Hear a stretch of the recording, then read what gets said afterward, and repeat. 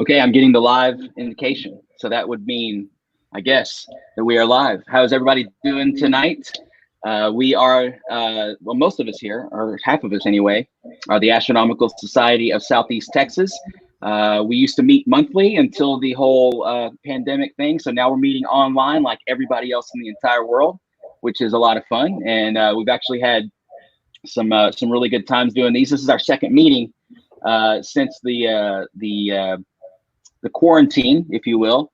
So we're here with some other quarantinees tonight who are going to hang out with us, and we're going to have a fun thing, man, because this is going to be an epic night all the way around, I think. So welcome to the May 8th, 2020 Asset Astronomy meeting. My name is Will. I'm the president of the Astronomical Society of Southeast Texas. We're a 501c3 organization that was founded in 1989, believe it or not. We've been doing outreach for 30 years here in the Beaumont, Texas area. And it's been a great thing. We do have some special guests with us tonight, but since Eddie is here and Eddie's a part of our club, I'll bring up Mr. Eddie Trevino here. He is our treasurer for Asset. How you doing, Eddie?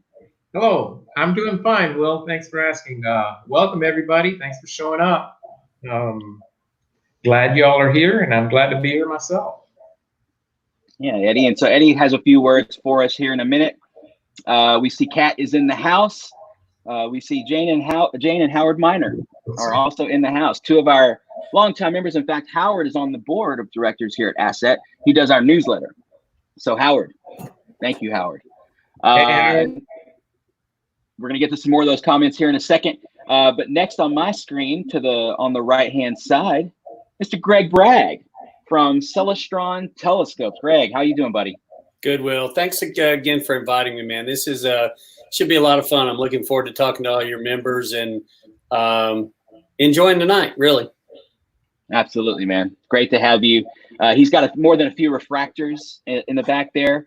And we're going to talk about one of those refractors in a little more detail in a minute. It's pretty epic stuff. You guys are definitely going to want to stick around, especially if you're a beginner telescope operator. We're going to show you all that thing, and it's going to be a good time. But yeah, Greg, absolutely a pleasure to have you, man. Great. Very famous guy, this guy next to me over here. I mean, this guy knows more people in astronomy than David Levy and Clyde Tombaugh combined. No.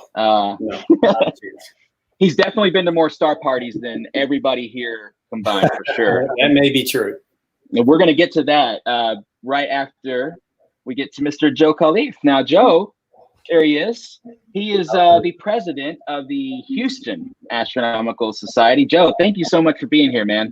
Hey, appreciate it, Will. Thanks for inviting me. And, I think you can sympathize with this. A lot of times when you become president, you're not so much seeking the office as you get goaded into becoming the president by others. So I think we can both commiserate about that. But thanks for inviting me. I'm looking forward to the conversation tonight. Absolutely, man. He's got some cool stuff for us to tell us because, a lot of us Beaumonters, maybe we don't venture too far over to Houston too often. But we've got a really awesome club that's a sister club to us in every sense of the word. So we're gonna talk about their club. We're gonna get some comments real quick to say hey to some observers from all around the world. We got Mark Jackson from the UK here hanging out with us. What's up, Mark? Hildas, are we gonna see the moon? Not tonight. I'm not doing a lunar live cast. If I could show you the sky out there, it'd freak you out. It's windy. It's rainy. It's not cool. And there he is, Mr. Tony Bendel, the only Facebook person that can ever make a comment without anything being there. He's figured it out. I don't know how he does it, but that's an incredible talent, sir. It's good to see you, Tony. Thanks for coming, man. Claire is in here. Hilda says, hi, guys. I like that emoji. That's awesome. Steve Hicks says, what was up with that rainbow-looking circle around the moon last night? That's called a moon bow. Anytime there's ice crystals in the atmosphere, you'll see those kind of things, and those are always fun. Tony grabbed some popcorn. That's not a bad idea. Will's spoiling us with all these amazing scientific brains tonight. Yeah, they're way better than me, so we're going to try to get to them pretty soon here. John Reed, there he is, the author himself of 50 Things to See on the Moon. Good to have you, brother. Thank you for tuning in always, John. You're the man. New to astronomy, Vernita, well, you came to the right place because we're going to have an intro to astronomy discussion, kind of. And Bill and Mary Dixon, hello, guys. Good to see you. They're our local. I have to shout out our local people at least before we get going too much here. There's Lonnie Mosley, of course, the one and the only. We miss you, buddy. We'll miss you. We'll see you soon, Lonnie. I think, Joe, you know Lonnie. I think I do, absolutely. Yeah, how's it going, Lonnie? Lonnie was one of my mentors in this hobby. Taught me a lot. Me too, absolutely. Learned a lot from Lonnie over the years. Joshua from Philly, Renita watching from Colorado, East Eatontown, New Jersey. Look, we're all over the place tonight. Yeah, it's great. Linda, share the skies. It's amazing. Well, I get pretty wet if I went up there right now. I'm not going to do that. So, grabbing my Yoo-hoo. Thanks, Pope. Apparently, everybody knows that I love that drink so much that they like to talk about it. It's actually I hate that drink, and that's how that started. But okay, so we're gonna do some. We're gonna chat in here for a second. We're gonna talk about what you guys brought us in a second. First of all, I'm going to cover a couple of things. Eddie has a couple of things, and then we're gonna get to some interesting chats with our friends here. So what I'm going to do is I'm going to share my screen. Now, most of what I'm about to put out there applies to, I'm sorry, guys. So applies to Beaumont people. And I know that it gets weird, but this is heavensabove.com. And what I like to do at our Beaumont meetings is tell the Beaumonters, I don't know if it's Beaumontees, I don't know, whatever. Tell the people of Southeast Texas when the ISS, or the International Space Station, is going to fly over. So this is one way to do it. This is heavensabove.com, heavens-above.com. And they do have ads. And unfortunately, y'all can see that I'm checking out things I can't really afford on Sweetwater there. A lot of awesome guitars. But what's great is you plug in your coordinates and it gives you this. Now, I know this might be a little complicated to look at, but what I'll do is I'll point out a couple of good passes. This one right here on May 15th for Beaumont is going to be great. We're talking negative 3.4. That's a bright ISS pass. It looks like it's going to cut right across in front of Leo and between Gemini and right across Ursa Major. And you can note that they show you the times there of when it's going to do all these things, which is pretty good. I'm telling y'all, I'm not looking at what's up there. They got some weird ads here. Sorry about that. But yeah, 16th. Got another one. This is right across the sky. This is great. This is going to be probably the brightest pass for Beaumont coming up. So right through Lyra, right through Hercules, and then right on down the line. This is going to be a good pass. And then look, if you see Jupiter and Saturn, Mars, and the Moon right here. So this is definitely one you're going to want to check out. This is showing the screen, guys, right? I'm showing the screen here. Okay, yep. All right. I just want to make sure it wasn't my face this whole time and me just being like blah blah blah. But you can see the times here for that one pass. Well, I don't know why it keeps doing that every time. Sorry about that. But you can see at 5 a.m. here is for this May 16th pass, which, by the way, is the date of that false news article, which isn't going to happen. But we can talk about that later if we remember. The May 16th, though, this is the nighttime pass. You can see it's at 2034. And if you click on that, get in here, you'll see that it goes across this way. Goes behind Leo and Virgo over through Bootes. So that's going to be another good pass for you Southeast Texans. But again, this is heavens-above.com. This is not anything that's payware or anything. You can donate to them if you want, but it's just free. Just go out there and plug in your you can plug in your coordinates up here in the upper right. I can zoom out on that. You can plug that in there. You can see I've got it for Beaumont here. You just go in there and tell it where you are, and it'll give you all that. Also, it'll give you all these other cool things too, which is these ISS. There's the 3D visualization, which is sort of like this here. You can see the Starlink passes, which everybody loves. I think everybody loves the Starlink these days. Not. You can see some North Korean satellites and Hubble Space Telescope. Hubble's a great one. I always like to check out the Hubble Space Telescope. So there it is. Definitely get on there, heavens-above.com. And then real quickly, guys, I know a lot of us Northern Hemisphere peeps are missing out on this one, but I figured I would just bring up this picture to kind of show you guys some of the beautiful images. This is actually the APOD picture of the day, and it deserves every bit of that. You can see this comet is Comet Swan. It's C2020 F8, I believe, is the designation. And look at that tail. It's just gorgeous. That's incredible.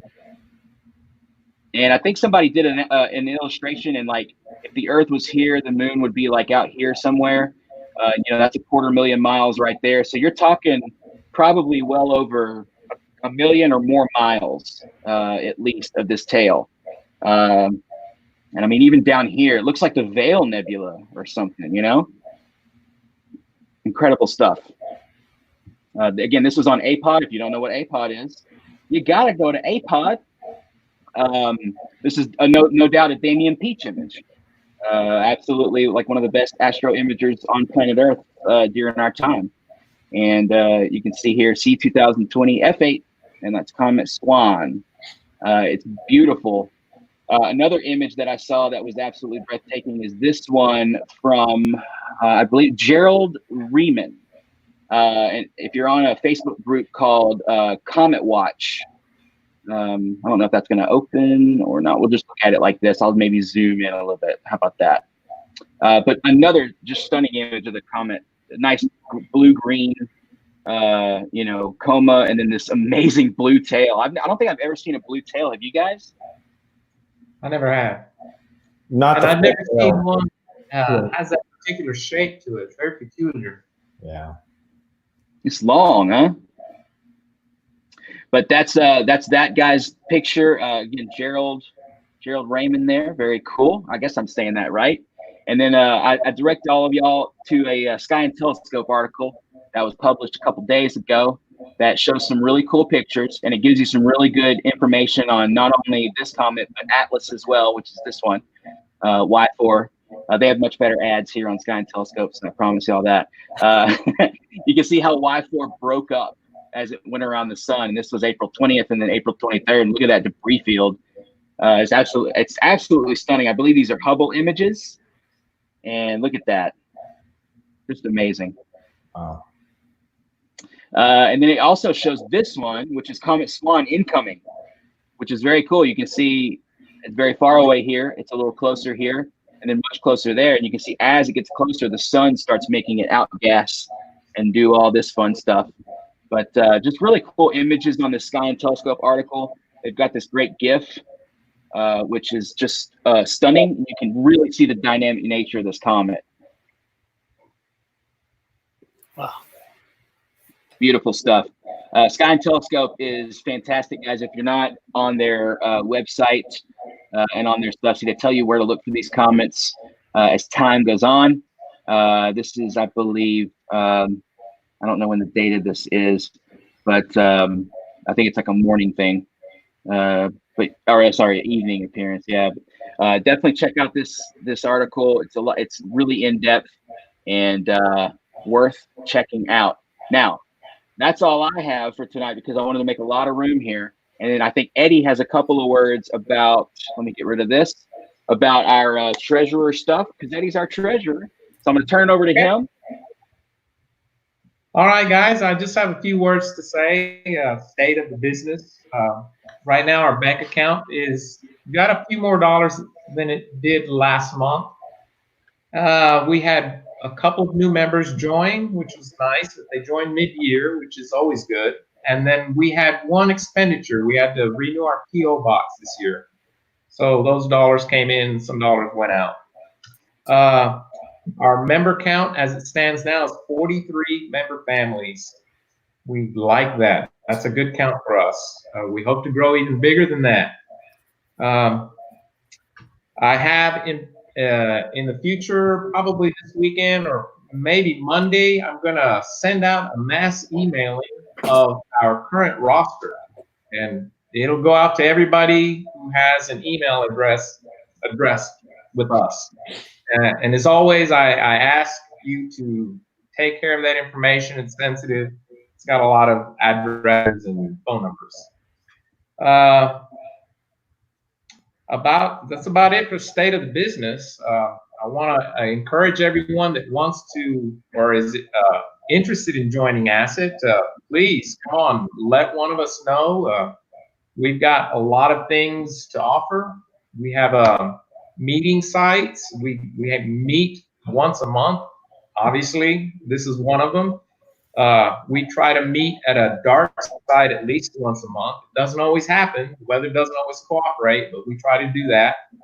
There's a lot of people in the club that can offer advice and tips on observing. And, you know, if you're interested in buying a telescope or binoculars, we encourage you to come out and see what we have. You know, look through our scopes, see what you like. You know, you might go in one direction as opposed to another that you thought initially. If you join the club, you are a member of the Astronomical Society or the Astronomical League, and you can work some programs like the Lunar program or the Messier program. And again, there's members in the club that are eager to help. That's about all I have, Will. Absolutely. We have some great membership like Lonnie and some of the other guys we've mentioned who are just, you know, have been great mentors over the years. And it's a great club, and I'm honored to be a part of it. And I know, Eddie, you are too. And it's working with people like Eddie that makes it such a pleasure. So thank you, Eddie, for that. Well, one more thing, Will, I forgot to mention. Yeah. If you're a member, you get a copy of the Stargazer. Oh, yes. Something that Howard Miner puts out every month. And he does a great job on it. And he likes to receive observing reports, and he'll put them in the newsletter, and everyone can hear what you saw. Yeah, the newsletter is great. Thank you, Howard. Absolutely, Howard. You're the best. He always comes up with fun little articles in there. It's great. It's great. It's a great thing that you can only get if you're a member of our club. So consider it. But hello, Ken from Minneapolis. There he is, Mr. Roland Herrera from Bristol, England. I'm following the full moon, hugging the horizon all night. Very cool. Is it a little early for astronomy? Never, Joe. Never. As soon as you wake up, it's time for solar astronomy if you wake up in the daytime. But then, you know, astronomy goes all day and all night, man. That's how we roll here at the Astronomical Society of Southeast Texas. Sorry, I'm not local to Texas. It's 1 a.m. here. Yeah, I get that. That's we got, let's see, Chuck in the house. Here he is, Mr. Chuck Ferguson. He's our VP, and it's good to have you in here, man. Good to see you. Here's Dusty. How you doing, Dusty? Melissa says that blue tail is beautiful. Absolutely. Santiago from Costa Rica. Good to see you. Star Fox 22. Hello, Space Nuts. Good to be here. From Beaumont, USA. I know where that is on a globe, I think. Press that one. Nisha says hello. What's up, Nisha? Can't wait to meet some of you guys at the Texas Star Party. Absolutely, Joseph. In 2021, we will be there 1,000%. I guarantee you I'll be there for sure. I bet you a lot of these guys in this room will be there too. Absolutely.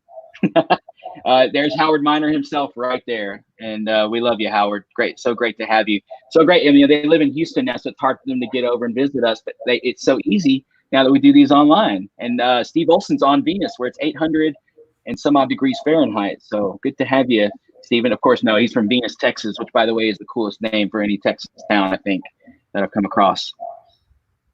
What's the website for your club? It's asset-astronomer.org.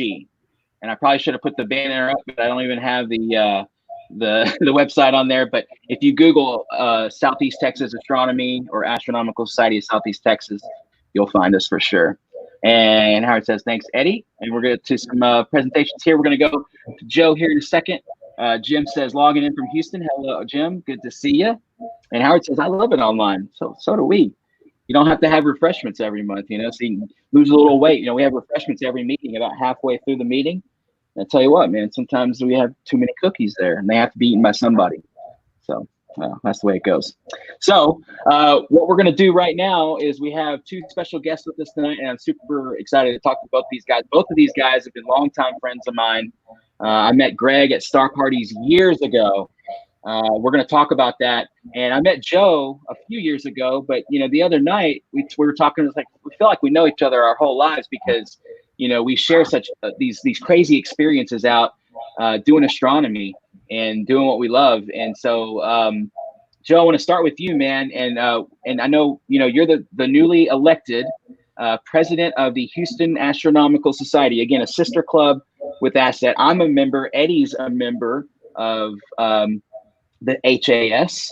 And you guys have even more cool club perks than we do. Y'all have a way bigger. We have 45 families. Y'all have something like 48 million families. Tell us, Joe. The entire Southeast U.S., right?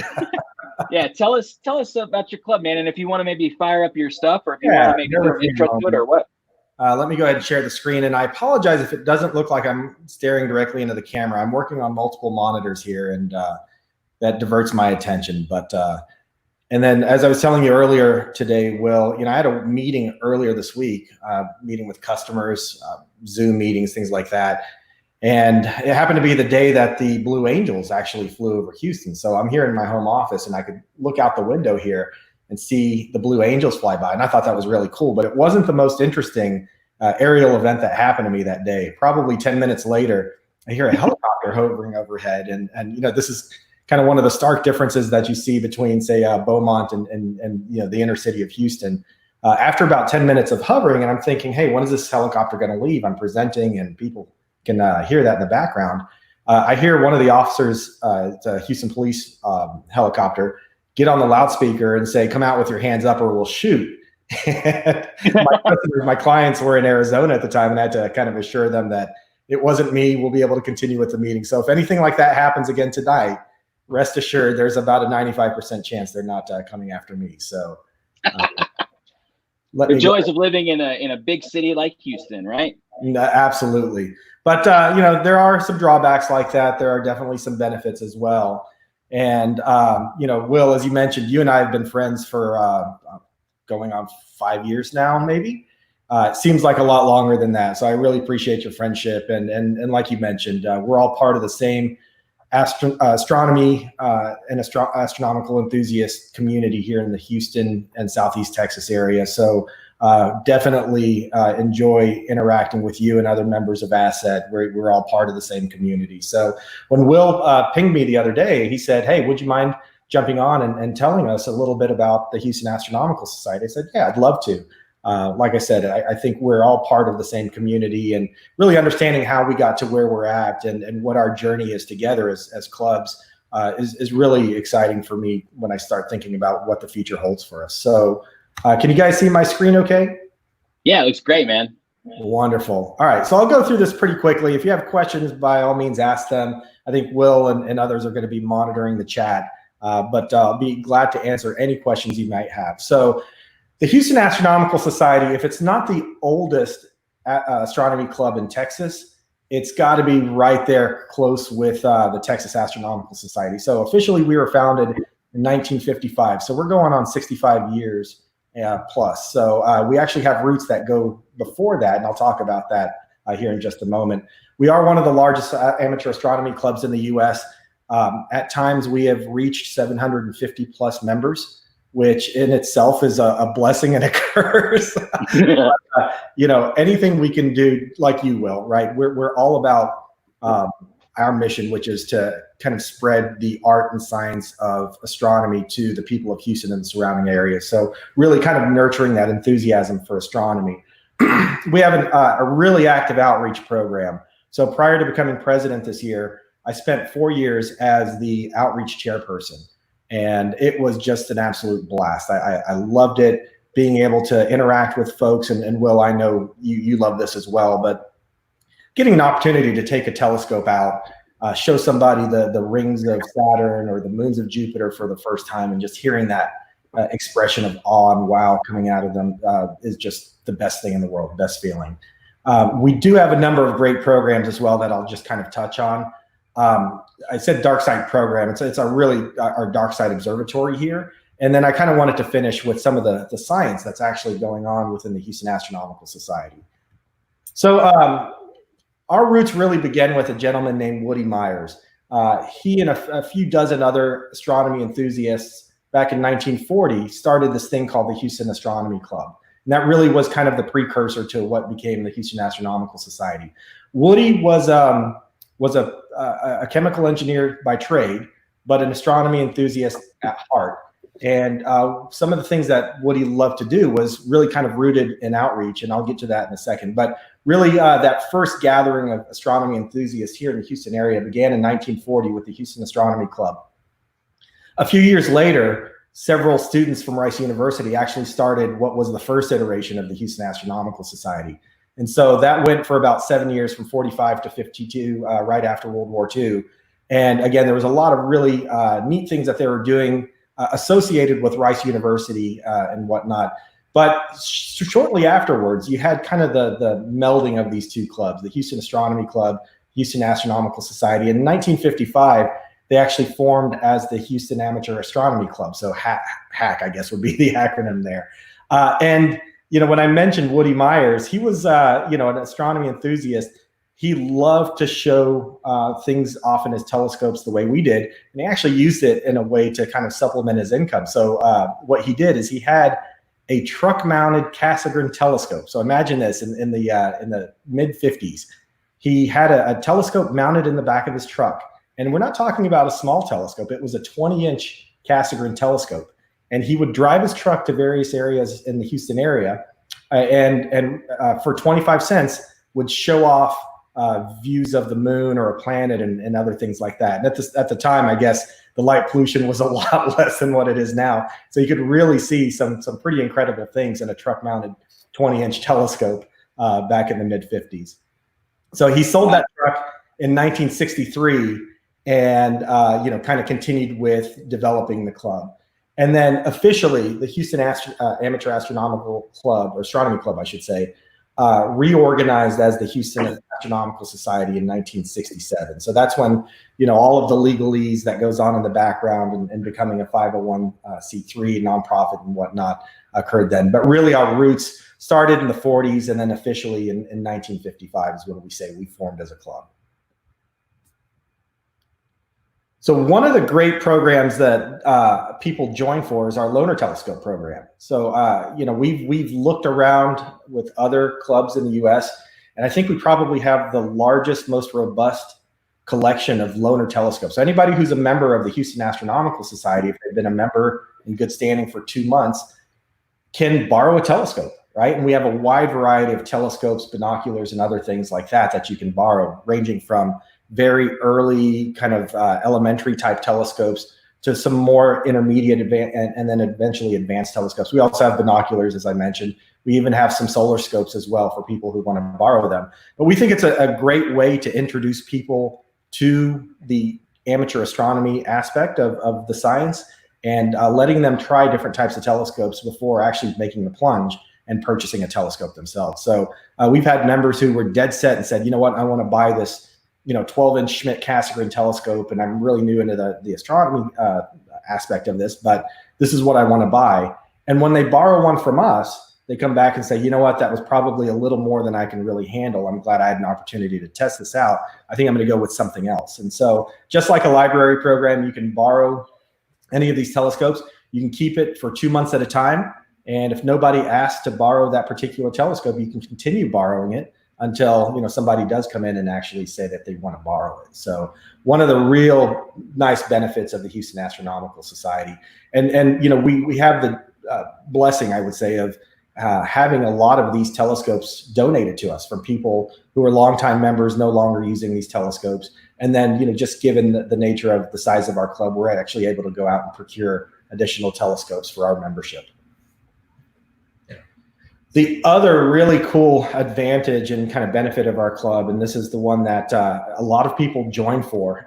I never see them at meetings, but they're always at our dark side observatory, is this observatory. So back in the 1970s, a group of folks within the Houston Astronomical Society actually commissioned a committee to see if we could find a location within the general Houston area, right within an hour and a half, 2 hour drive, that we felt we could use for science and general astronomical purposes for a period of 20 years, right? So the idea was locate something that would give us a 20-year lifespan and build an observatory out there. Well, fortunately, this is extended well beyond 20 years. And although light pollution has become a bit more of a problem, we still have, decent Bortle 3, Bortle 4 skies out in this area. And, it's still dark enough where you can see the Milky Way and a lot of deep sky objects, and don't struggle with it the way that we do closer into the city. So there's an aerial view of what you see there. That structure in the middle, I don't know if you can see my mouse pointer there,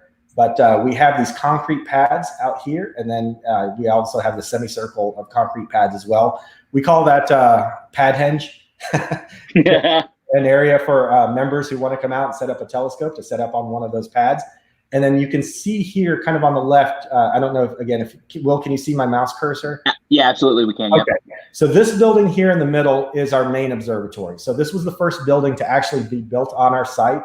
And then you see a flurry of activity here in the north side, or it's actually technically the east side, and then the west side here, where we have private observatories. So members who were able to lease out these locations are able to build out their own private observatories with roll-off roofs and whatnot. There's also locations for people to rent RV sites. So if you want to bring an RV and you have a spot reserved, you can pull up and actually spend quite a bit of time out there while you do your astronomy observing. So it's almost like being at a star party for an extended period of time. We do have locations where you can have picnics and camp out. So if you want to bring a tent, you can do that as well. We also have 2 bunkhouses. So one is a men's bunkhouse.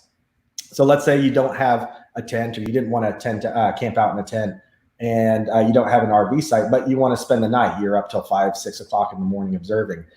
We have separate bunkhouse facilities for both men, and then a new building that we built a few years ago for women and families. And so each one of these buildings can accommodate, one of them 4, the other one 8 people. So really nice amenity for the club. And like I said, a lot of people join primarily to get access to this dark site. And it's about 75 miles west of Houston in the Columbus area.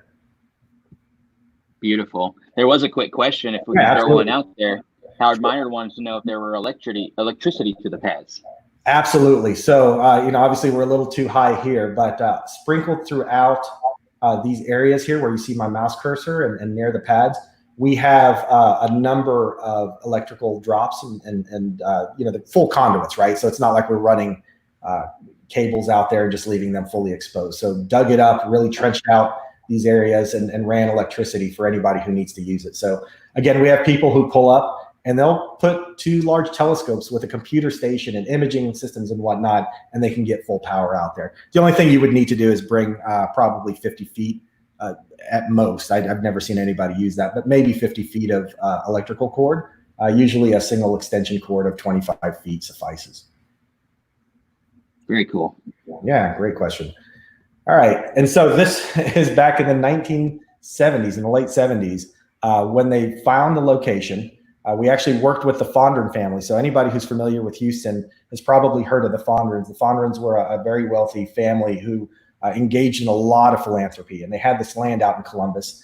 And our members at the time approached them and said, "Hey, would you be interested in allowing us to lease this land from you for a period of time so that we can actually engage in scientific endeavors and studies?" And the Fondren family was very generous and basically gave us a 99-year lease in which we really don't pay anything. As long as we're proving that we're engaged in scientific activity, then the lease is essentially still good. And so what we ask our members is anytime that they go out to the site, they fill out an observing log, and we can do that electronically now. And we submit that to the Fondren Foundation to show that we're using their site for astronomical and scientific purposes. But this is that first meeting when the site was located and dedicated.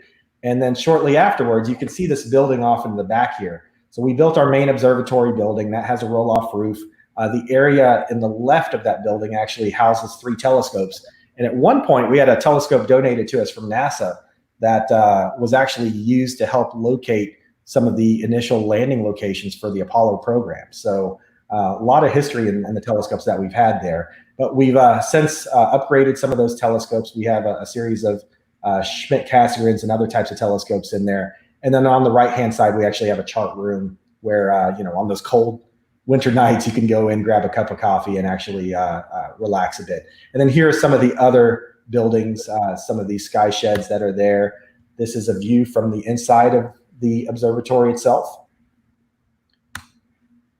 Here's another view, and you can see some of the private observatories that are built out there.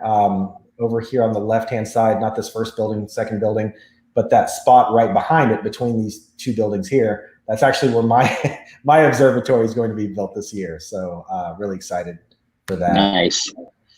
And then we have events out here. So our common areas, every year we do a picnic in October, and we encourage all of our members and their guests to come out, and we do a barbecue and things like that, have people come out, and we spend the night observing, you know, given the weather cooperates.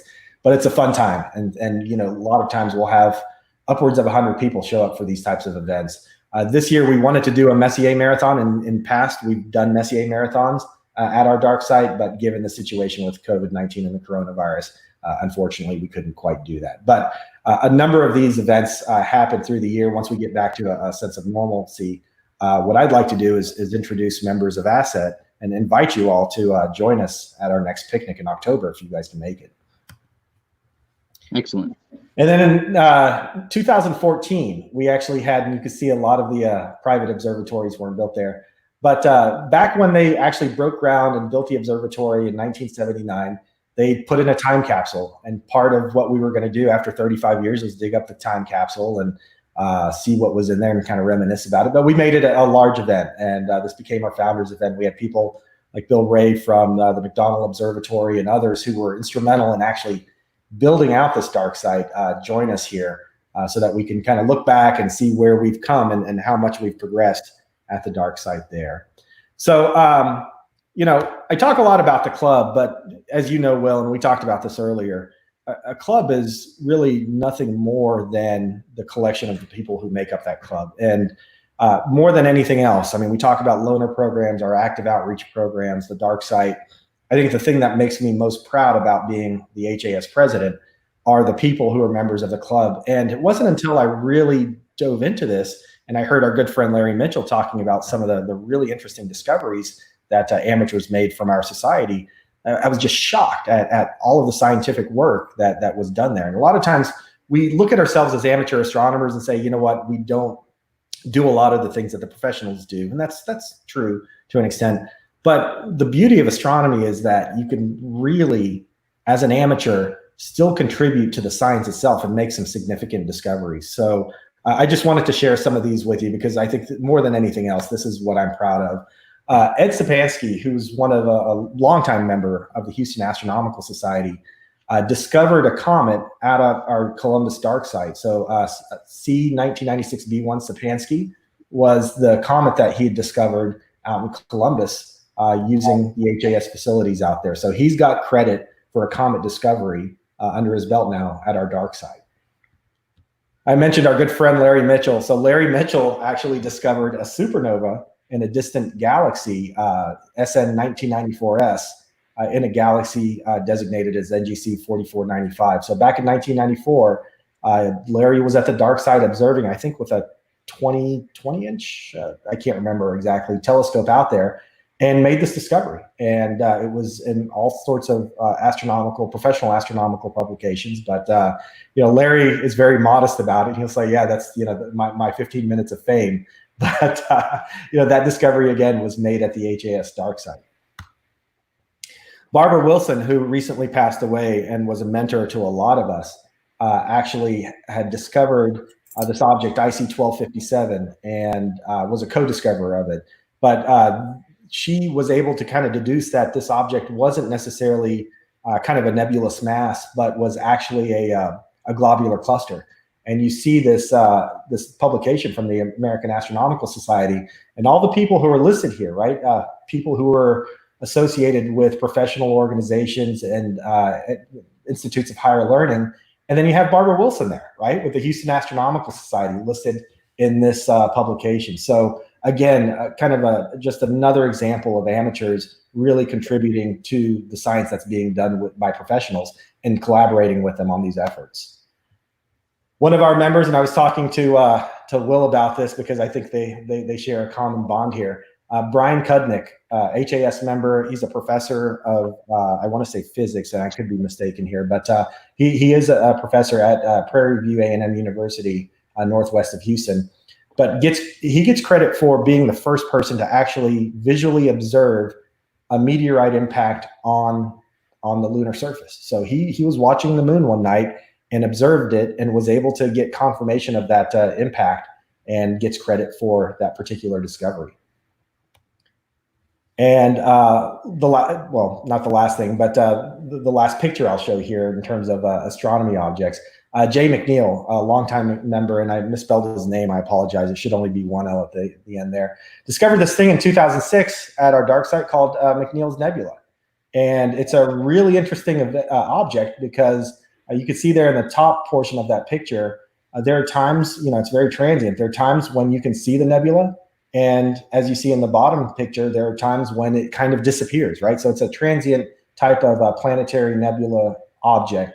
And very interesting. A lot of people are still observing it to see why it behaves the way it does and try to get more insights into it. So again, Jay McNeil, a member of HAS, made that discovery. And Amelia Goldberg, if you've ever done any of the Astronomical League programs, you might have run across this particular program itself. So the Universe Sampler, which is one of the entry-level programs within the Astronomical League, was designed and documented, put together by Amelia Goldberg. So for all of you who kind of got your feet wet in astronomy with the Universe Sampler, you can thank Amelia, HAS member, for that.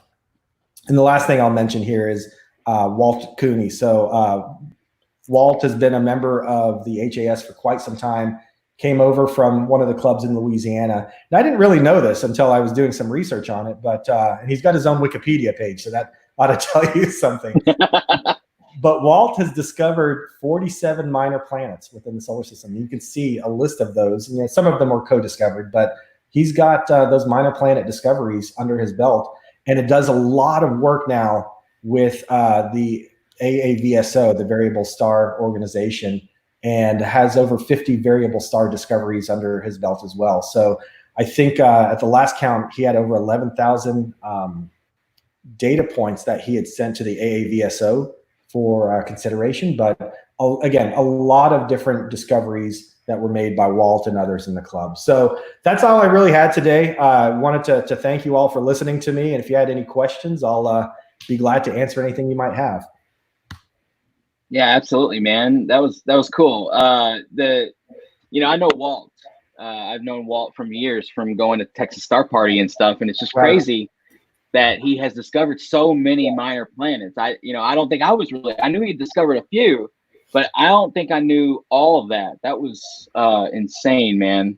I didn't either until Larry Mitchell brought it up at one of our meetings in February. So, and Walt is the last person to kind of toot his own horn about it too, right? He's like, yeah, I kind of did. He's very, very, not one to kind of throw that in other people's faces. So yeah, he is a very laid back dude. He's like, you compliment him. He's like, oh, well, I love Walt. And I brought that up really just to say, again, there are things that we can do as amateurs that don't require, years and years of professional astronomy training and education to make an impact in the hobby that we love. So absolutely. I want to get to a couple of comments that came through while you were chatting about your stuff. Andy was really loving y'all's observatory. So was Emilito. We had Jacqueline. Nice pad hinge. I think her and Roland here was like, man, it's a Stonehenge all day long. And exactly. Yeah, it's aptly named, I think. Yes. Loan is a great idea. We bought ours and still setting it up and learning how to use it. Yeah, loaning a telescope is a great way to go. That's why when people ask me my advice on what telescope should I buy, I say you shouldn't. I say you should join an astronomy club and loan out their equipment. Absolutely.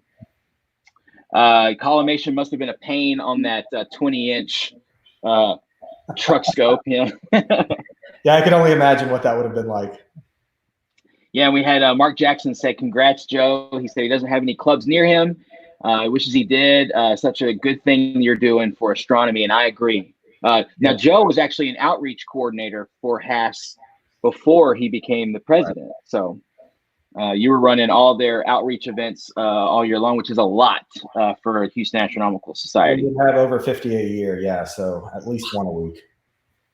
Wow, it's amazing. As many as we've done we did an event at Electronic Dance Music Festival that had over 20,000 people. Now, granted, we weren't showing things off to all 20,000 people there, but before the COVID-19 scare and shutdown and whatnot, we would have monthly star parties at Discovery Green, which is a park in the heart of downtown Houston. And, on a good night, we would get anywhere from 600 to 1,000 people show up. Wow. Yeah. That's fantastic, man. And that's, those are McDonald Observatory numbers. Yeah. It really is. Without quite the size telescopes that they have, right? The dark skies. Yeah, exactly. Yeah, no, but shout out to Greg. I use my Celestron Next Star 8 SE telescope at all of those events, and it's a big hit. People love it. Yeah, those are a great scope, man. Thank you, Joe. That was awesome. Thanks everybody for listening. Yeah, it's cool to to know that we have a club like that right in our backyard. At least for us Beaumont people. But then if you're around the Houston area and you're watching this and you're not a member of their club, I highly encourage that you join up, because it's a great group.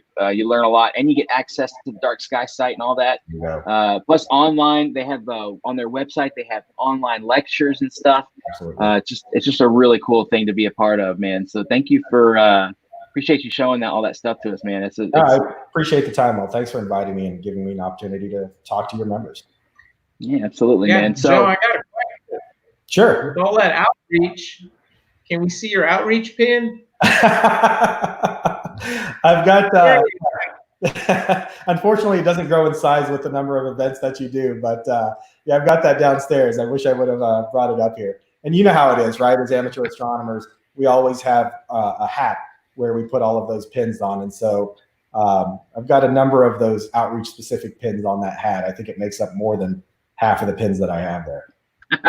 Yeah, I think outreach is one of the underlooked joys of astronomy. As somebody mentioned earlier, showing somebody the moon or Jupiter's moons or the rings of Saturn for the first time is really an enjoyable experience. It really is. And I know you guys on the asset side do a lot of outreach as well. Given the size that you're at with 47 families, which is a nice size, you guys go well above and beyond what a club your size normally does from an outreach perspective. And I got to commend you guys for all that you do to help kind of spread the love of this hobby. So good job to you guys as well.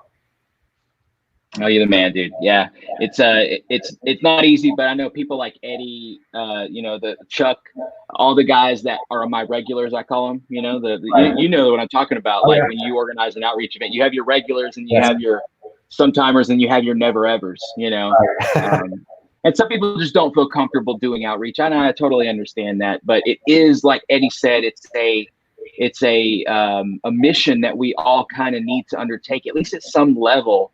Right. And if you're not supporting directly outreach, support the astronomers who are doing outreach, because it's huge. And now with the online abilities we have, it just makes things a whole lot easier to get astronomy out there, right? Which is great. Right.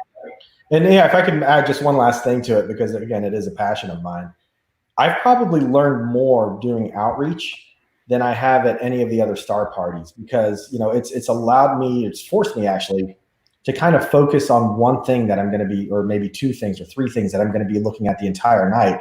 You know how it is at a star party. We get to an object, we observe it, we document it, log it, and we may spend a few minutes looking at it. But when you're at an outreach event, somebody nudges that telescope, you're forced to go back and really learn your way around the sky and where these objects are. And people are going to ask questions, and so they'll say, "What is this I'm looking at?" And you go in and you actually research the object you're looking at. When you tell people, hey, this is 1,400 light years away, people tend to get awed by things like that. But again, it forces you as somebody who's kind of that conduit to the public to really learn about what it is you're doing. And I've learned so much, not just by being forced to kind of learn about these things before I talk about them to people, but by, you said the regulars, people like Amelia and her husband, Steve Goldberg. We've got other people who are just at every one of these events. And when we're setting up, I'll ask them about things and they'll say, no, you're not going to really be able to see that. Or, hey, this is a really cool thing that you may want to take a look at tonight. Why don't you go to that? And I'll ask them more questions about it. And I just walk away, feeling like I've learned just as much as anybody else who was new to looking through a telescope that night. So really fulfilling. And if you haven't had a chance to do it, give it a shot. Just show up. right? Don't bring a telescope necessarily. Follow somebody else who's there, and like Will, Eddie, I'm sure you'd have no problems letting them kind of man the telescopes and kind of control things there and get a chance to interact with people as well. So. Yeah, absolutely. And Greg's going to tell us a little bit about something that's going to make outreach even easier, which is going to be awesome. I wanted to point out Jacqueline's comment here that she said I showed her the rings of Saturn at a star party. It was cool. I don't exactly remember that because there's been a whole lot of them. But I think it was one at Martin Dies, which is a park just north of us here in Southeast Texas. It's actually really dark. It's on a waterfront. It's a beautiful state park, Texas State Park. And she says, thank you. Well, thank you, Jacqueline, for coming and hanging out with us that night so we wouldn't be so alone up there. Because it's a long drive from Beaumont. It's like an hour north of here. Yeah. So thank you for coming out and hanging out with us. I'm pretty sure I remember where it was. But like you said, Saturn is like one of those things that's like, boom. And when you see it, I've had kids go, no, that's a sticker. Yeah. And I'm like, no, it's not a sticker. I can watch. You look in there and I'll wave my hand in front of the telescope and be like, yeah, you see that? It's crazy, right? Yeah, she says, I only went to the one. It was Martin Dies. Okay, great. Awesome, Jacqueline. So thank you, Joe. That was fantastic, man. Thank you. I love it, man. There was so much stuff in there that I did not know about the Houston Astronomical Society. So you enlightened me. And see, that's you do the outreach, you learn. You do these little events, you learn. That's the way it goes. Appreciate it. Thank you. So over here to our main man, Mr. Greg Bragg. Now, Greg is a jack of all trades, that's for sure. He's a fantastic photographer. His stuff is just absolutely stellar. Now, and Greg and I met the way a lot of us amateur astronomers meet, at a star party. And I believe it was the El Dorado Star Party, Greg. What was that, 2011, 2012? Could have been even earlier than that. Could have been 2010, maybe 2000. My first El Dorado was 11, so it had to be the first I think it was the first one. Yeah. And you started back, back then I think you were just leaving me going into Explorer Scientific. Now you're at Celestron. So tell us a little bit of how you got into astronomy and then how you became such a boss and going to all these awesome companies, man. Yeah, it's a little bit like Russian roulette. I had 3 shells in the cylinder and I just spun it and got lucky and ended up on one of each of them, throughout. But thanks, Will, for inviting me. And Joe, I look forward to running into you at Star Parties, man. The stuff you talked about was really cool. Having those people in your club really is a inspiration because, as an outreach guy myself, as a organization that does a lot of outreach, it helps cultivate the hobby. It brings people in. It gives them an amazing joy. One of the stories I want to start with is how I got involved in this hobby and how I began to, become what I am today, really. I started as a photographer when I was in high school and had absolutely no idea about astronomy until the middle 80s. About 10 years after I got out of high school, I was selling cameras for a company called Wolf Camera. And the company called and said, we're going to put telescopes in the stores. We had about 20 stores or so based out of Atlanta. I was in Jacksonville, Florida at the time. And a guy from Celestron named Joe Gordon came to visit my store to help us learn about the products we were about ready to sell. Again, I mentioned I have no idea what a telescope is. I have no understanding of what, anything about astronomy is. But because I'm a sales guy, I love to sell really cool product. And I was one of the first guys that said, I want to learn about this and I want to make sure I understand it so I can sell it. So Joe comes to my store in Jacksonville. I was the store manager. There were 6 other guys in the store. So we had a training class after the store closed at 9:00 at night. We're in a mall, right? So Joe shows up. He talks for about an hour and a half, and everybody's glazed over. No one understands a thing that he's saying, and it was interesting. But I'm afraid to death that we're not going to be able to do a good job selling this stuff. So at the end of the class, he said, "Are there any questions?" And again, no one understood what was going on. So we all just said, don't even know what to ask, right? So he said, who would like to go out and look through a telescope? Well, because I'm the manager of the store and I'm, sure I need to learn about this stuff, I volunteered to go. No one else wanted to stay. Everybody else left to go home. So Joe and I walked out into the mall. He opened his trunk of his car. He pulled out a little C90, a little orange tube. It's about, 10 inches long, 90 millimeters in diameter on a tabletop tripod. He put it on the hood of his car and he looked off in the distance. He said, over there's Saturn. We're going to look at Saturn. And I'm like, how do you know that's Saturn? Of course, that's what everybody asks. And he says, because that's what I do and I know where it is. And I said, okay. So he lines it up in the telescope and I put my eye on the eyepiece and I did what everybody else does. Holy expletive, right? I was like, it's not real. It's got to be, you got to have a little slide in there. It's not real. It can't be. I can't believe I'm seeing that with this little telescope that's this big and this big. And he goes, no, that's Saturn. He starts telling me all about it. And I'm telling you, I was like hook, line, and sinker, dude. I was, are you serious? That little thing let me see that. It was over. So that year, he came in March, if I remember correctly. And that year, my store sold 5 times more telescopes than any other store in our chain. And I became the guy everybody was calling to say, how you doing that? What are you doing? How'd you learn all this stuff? And I just jumped in with both feet because it was so interesting to me. The most interesting part of the story is the next year, I became a district manager in the company and got out of selling telescopes. I had my eye on them and I kept learning about them and stuff, but I quit being involved every day. So it was about 10 years later before I actually ended up getting my first telescope. Had always had this desire to have one.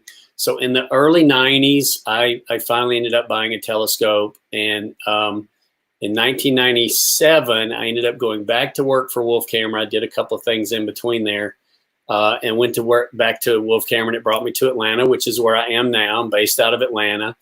And the store I went to work for in Atlanta was the same company, but just a different location. And I convinced them to put telescopes in that store. In the first year, we sold well over $1 million worth of telescopes that first year because I got the guys in the store excited about it. And then I had already owned my own for a couple of years, so I knew a lot more about it. I had a much better understanding of how the operation of the telescopes are, how they differ, all that kind of stuff. And we did really, really good with that company. I'm going to share a screen here, Will, and get my PowerPoint up. Okie dokie. And show you guys a couple of, here we go. Okay, so this is basically the recap of what I just talked about. I bought my first telescope in 95. Ended up going to the main showroom here in Atlanta, which is what brought me to Atlanta. That company went out of business in 2011. In 2011, I worked as an independent rep, but in 2005, I had stayed really good friends with Meade Instruments. I became a buyer at that company before it went out of business, and I was in direct connection with the guy that actually showed me through my first telescope. His name was Joe Gordon, I mentioned, and Joe was my rep. Whoops, I'm sorry. Joe was my rep for Meade, and so I stayed in touch with him. In 2005, I contacted him and said, hey, is there any need for an independent rep to sell telescopes to your dealers in the Southeast? And he eventually, after me bugging him for months, finally said, okay, we'll give you a shot. I took the territory, which was made up of 7 states from 250,000 to over $2.3 million in just less than 2 years. And they called me and said, what are you doing? How are you doing this? And I said, told them what was happening and my passion for it and all that kind of stuff. And they said, we're looking for a VP of sales. Would you be interested in coming to work for us? It took me 5 months to decide to do that. But I closed my little independent rep company and went to work for Meade in 2007. It was really an incredibly amazing 5 years. I spent all my energy helping camera stores and astronomy shops and the more specialty oriented type telescope retailers to do bigger and bigger sales. In 2012, Meade hit actually a few years before that, they were starting to decline. Customer service issues were building up, quality control issues were building up, and I eventually ended up getting laid off because they had to cut staff. About 35 people were laid off all at the same time. And it was a really, really torturous time in my life. I really thought about getting out of the astronomy hobby because of my experience there and just how I saw the industry going, at least through that company at the time. But I ended up talking to a lady who actually is the sister of the owner of Celestron. And she has a brand called Olivon. And if any of you have been around the hobby for a while, you know they make mostly low-end telescopes, some nice eyepieces, really beautiful binoculars and spotting scopes. But they're connected with Celestron in an indirect way. In 2012, I actually started working for her as the exclusive distributor of Olivon in the United States. About 16 months later, I ended up getting a job with Explorer Scientific as their independent rep at the same time I was doing the Olivon distribution. And then just a few months later, one of my good friends, Scott Roberts, who many of you probably know, he owns Explorer Scientific. We worked together at Meade Instruments. He left Meade in 2008, not long after I started with that company, and started Explorer Scientific.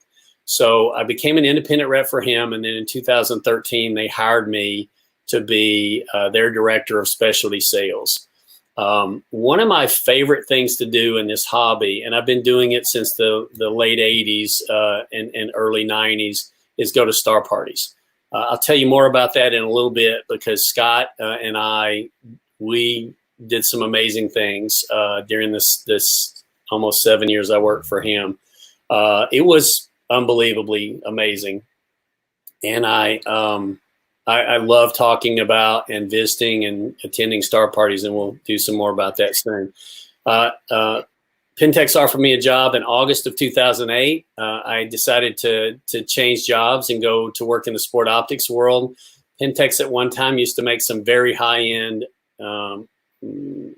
apochromatic refractors, and they make eyepieces, and I thought maybe I could help them with encouraging their astronomy product development, stuff like that. I thought at one time I actually had convinced them to bring back the refractors, and after 5 or 6 months of conversation, they just decided there wasn't enough market available for them and their price was going to be too high and that kind of stuff. But I did talk them into bringing back a couple of eyepieces they had discontinued about 5 years before, the 30 millimeter and 40 millimeter 70 degree, really nice, beautiful eyepieces. So they brought those back, and then in November of last year, actually in the later part of October, in fact, I was at Okie-Tex when this happened. I had a conference call with the national sales manager for Celestron and the VP of sales for Celestron, and they offered me a position to come to work for them. So in November of 2019, I went to work for Celestron. So as you can see, I haven't been there that long, haven't been here that long, but I have the responsibility of all the specialty dealers, mostly west of the Mississippi, even though I live on the east side. And you can see the dealers there that I take care of in the US and Canada. Those are the top 20, and those top 20 guys make up about 80% of all the business I do in the specialty channel division for Celestron. So I call on all those guys. I make sure all those guys have the product they need the best I can. We work on promotions. We work on developing assortment of products for those guys, and that is one of the primary objectives of my job, is to make sure they're taken care of and they have the product to sell to the market. I am going to talk to you in a second or two about one or two of our products, but I also wanted to show you talk to you about star parties. Will and I, as he mentioned, met at a star party in El Dorado. So he says 2011. That must have been, the last year I was there at Meade, because I ended up leaving January 2012, getting laid off.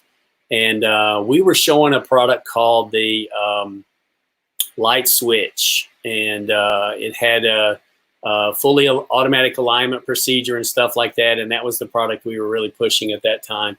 But I remember meeting Will, and as most of you know that know Will, in about 5 minutes, you become the best friends. Like I think he mentioned, Joe and Will have only known each other for a few years, but they've known each other forever. That's the way Will is. And it's been a really, really great friendship meeting Will. And we've met at a lot of star parties. We've corroborated on a couple of things together and done some reviews and some testing. And Will is one of those guys I just can't say enough about. He's really a great guy. And I talk to him all the time about doing stuff together, helping me do things and vice versa. So I want to tell you about star parties, because Will and I's mutual admiration for the night sky brings us to a lot of star parties.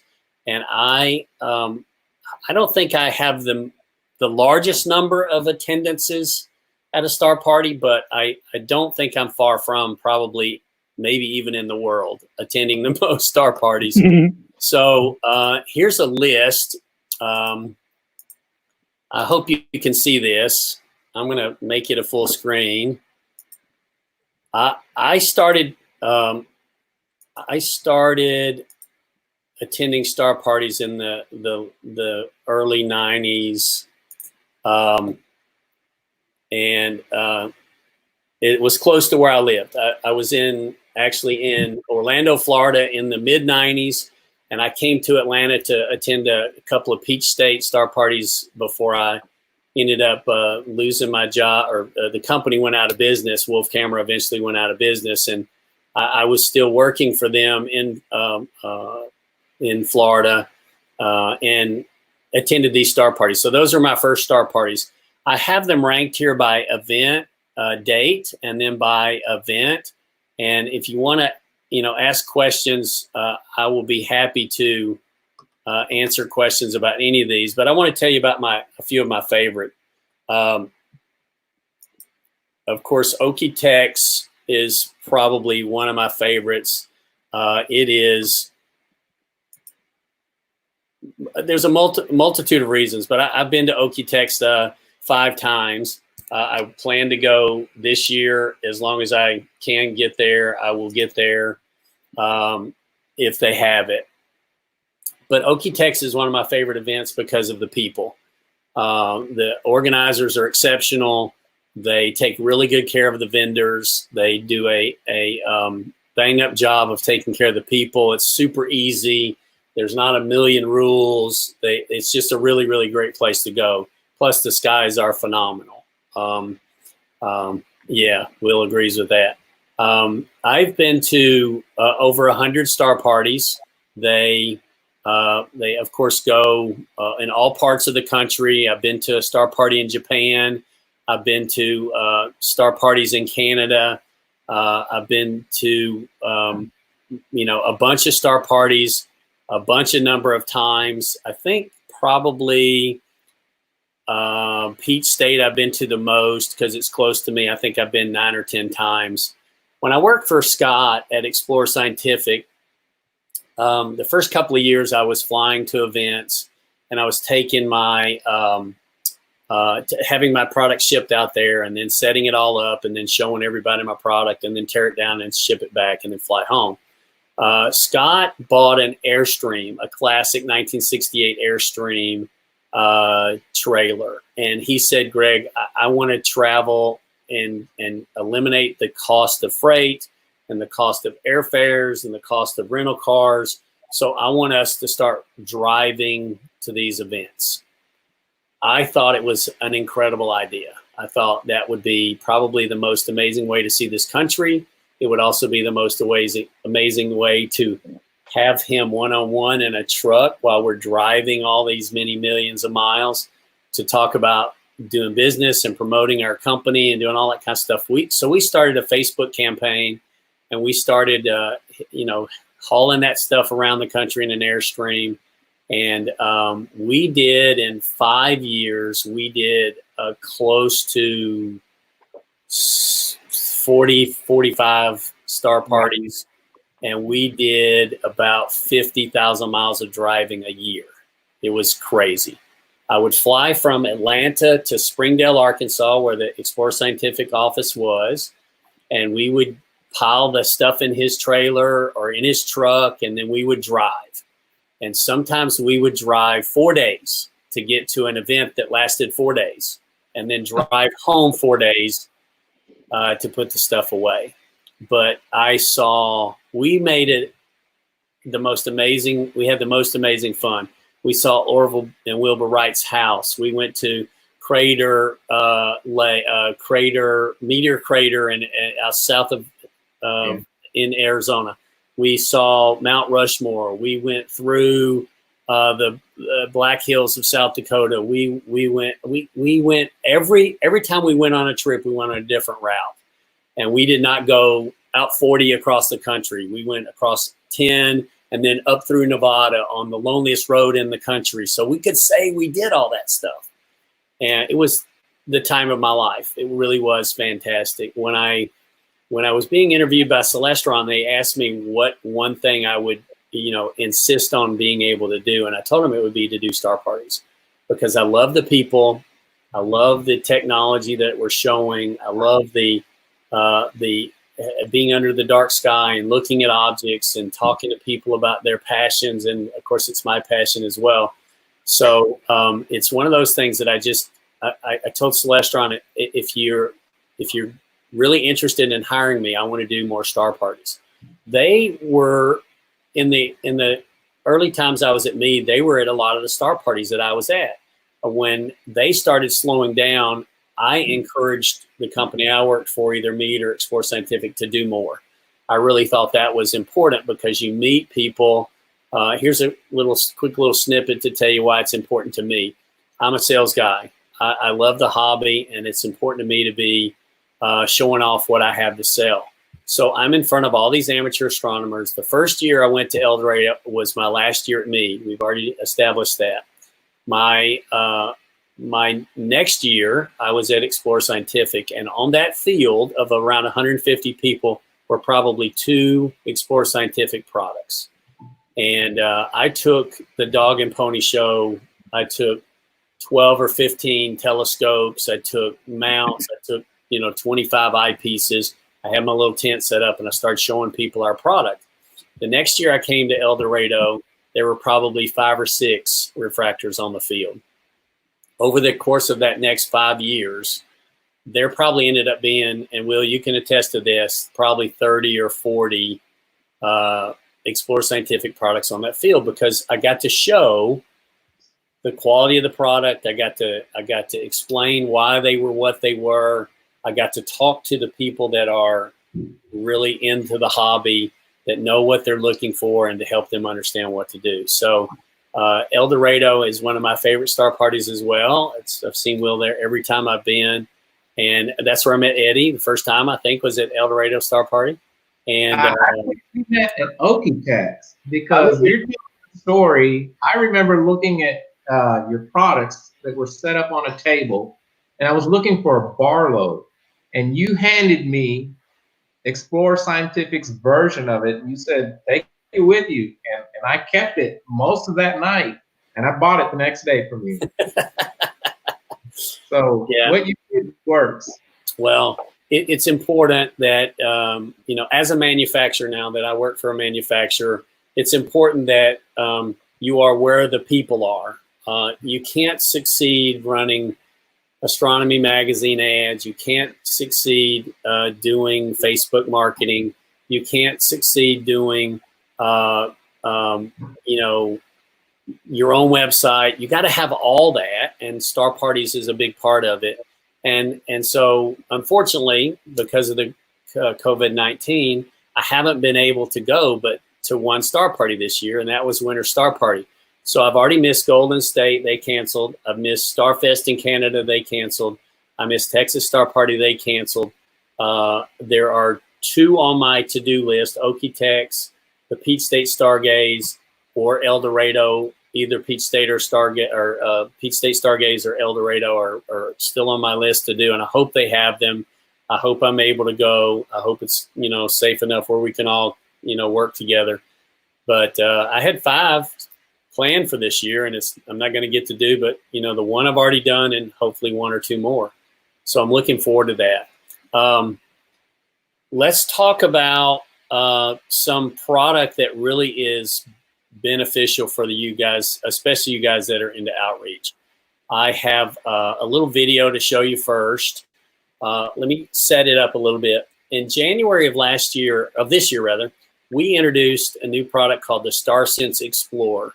I have one right here behind me. I don't know how well you can see it, but we make 4 different models, 2 that are called LTs and 2 that are called DXs. And the difference is this: the LT is considered a light version, the DX is considered the deluxe version, and we make 4 different OTAs. So we make an 80 millimeter on the LT and a 114 millimeter on the LT version, and then we make a 102 refractor and a 130 Newtonian on the DX. So we have 4 telescopes to choose from. They're under $200 for the LT and under $400 for the DX versions. And they include some technology that has yet to be done until now in them. Let me show you this video and you'll get an understanding of what they do. And we will let you see that right here, I hope. You guys can see it? Not yet. Let me remove that. I think you need to. Oh, I got to stop sharing the other one, I think. So. Yeah, it only gives you one, unfortunately. Yeah, that's right. Okay, so back to this one. Share. Pick this. Chrome tab. Here we go. Okay. So don't forget, this was introduced in January, and I hope you turn the volume on. We'll see. Of telescope experience? Unlock the power of your smartphone to help you navigate the night sky. Introducing StarSense Explorer by Celestron. It's fast, easy, and accurate. In minutes, you're ready to take a guided tour of the universe. First, dock your smartphone and launch the StarSense Explorer app. Unlike other astronomy apps, StarSense Explorer aligns precisely with your telescope and uses sky recognition technology to pinpoint its exact position in the night sky. Follow the simple instructions, and in seconds, the app generates a list of all the best objects currently visible in the night sky. Select an object from the list and follow the on-screen arrows to the desired object. As you move the telescope, StarSense Explorer recalibrates its position in real time. The bullseye turns green when your object is ready to view in the eyepiece. It's that simple. StarSense Explorer works anywhere in the world. No cell signal required. So whether you're in your backyard or a remote dark sky location, the universe is yours to explore. Wow. Okay.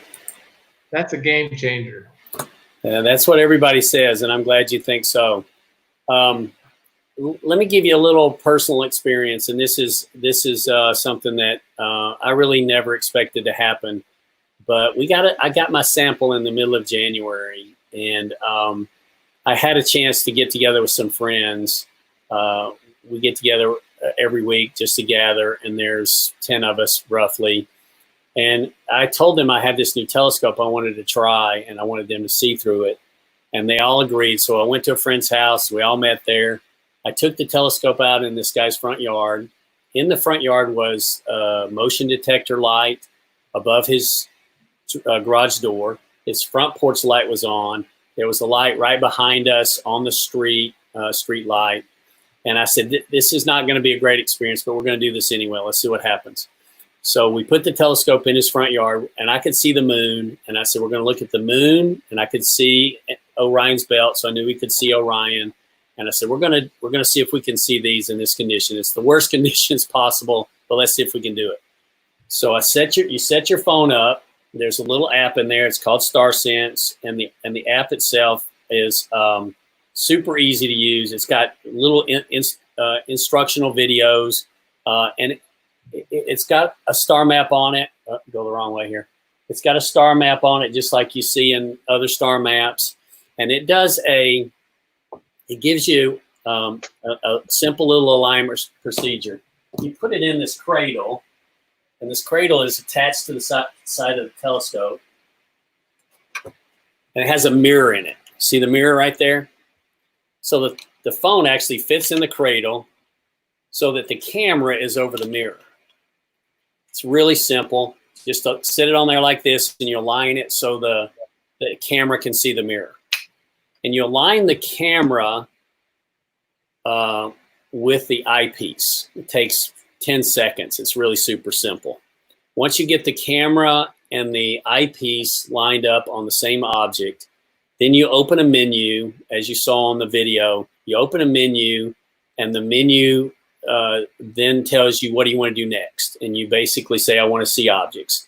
So you touch a little orange star, and tonight's best basically pops up on the screen. So I said, I want to see the moon. And some of these menu items will tell you if it's better for viewing in the city viewable, or dark sky viewable. So you know the moon is easy to see. It says city viewable. So we select the moon, and it says wait until I tell you to go. And it takes a picture of the sky with the mirror, takes a picture with the camera phone, and makes a determination as to where you are right there. And then it comes up with a little arrow and says, okay, now move the telescope towards the moon. And you don't even have to know where the moon is. You don't even have to look at the moon. You just look at the phone, and it takes you right to it. When you get close, it tells you to pause for 2 seconds. It takes another picture to confirm. And then once it confirms where you are, then it actually turns the target to a green arrow, a green circle. And as you get closer to it, it makes a green box around it. And then it shows the moon right on the screen of the phone. And you center it in a little circle, and you look in the eyepiece, and it's dead in the center of the eyepiece. It's the craziest thing I've ever seen. So you're moving the scope around, you're following the information on the phone, and it takes you right to the object. So these guys, 3 of these guys had looked through my telescopes before. The rest of them had not. So 6 guys had never even looked through a telescope, and they look through the eyepiece, and they go, wow, that's unbelievable. And obviously we can see the moon, but you didn't look for the moon. You just followed the screen instructions, and you went right to the moon. I said, yep. So they look at the moon, and I said, okay, everybody did that. So while they were doing that, on the DX version, you have slow motion control cables. And I'm standing there watching the phone and paying attention to the target on my phone where the moon is. And I'm keeping the moon centered in the target on my phone. So 6 or 7 guys, 8 guys go in a row, and they look through the moon. And the whole time I'm keeping the moon centered in the eyepiece. And they're all going, this is just crazy. So I said, okay, let's look at Orion. So I go back to the little orange star. I select Orion's nebula, and it says city viewable. So because it's a big, bright object, it's nice to see in the city. And again, it takes a picture of the sky. The arrows come on to tell you what direction to go to, up and over, whatever, until you get the green target. And then when the green target turns into a square, you're very close. And then you just center the object in the circle of the target, and then you look in the eyepiece. And the next thing you know, there's Orion, right? Same thing happened. All the guys look through it, and they're going, this is how much? This is a $400 telescope? I can't believe it was easy. I said, it's so easy, I'm going to let you do it next. So one of the guys came over, and he touched the orange dot. I said, pick Andromeda. Well, I'm standing there while he's doing this, and I'm looking.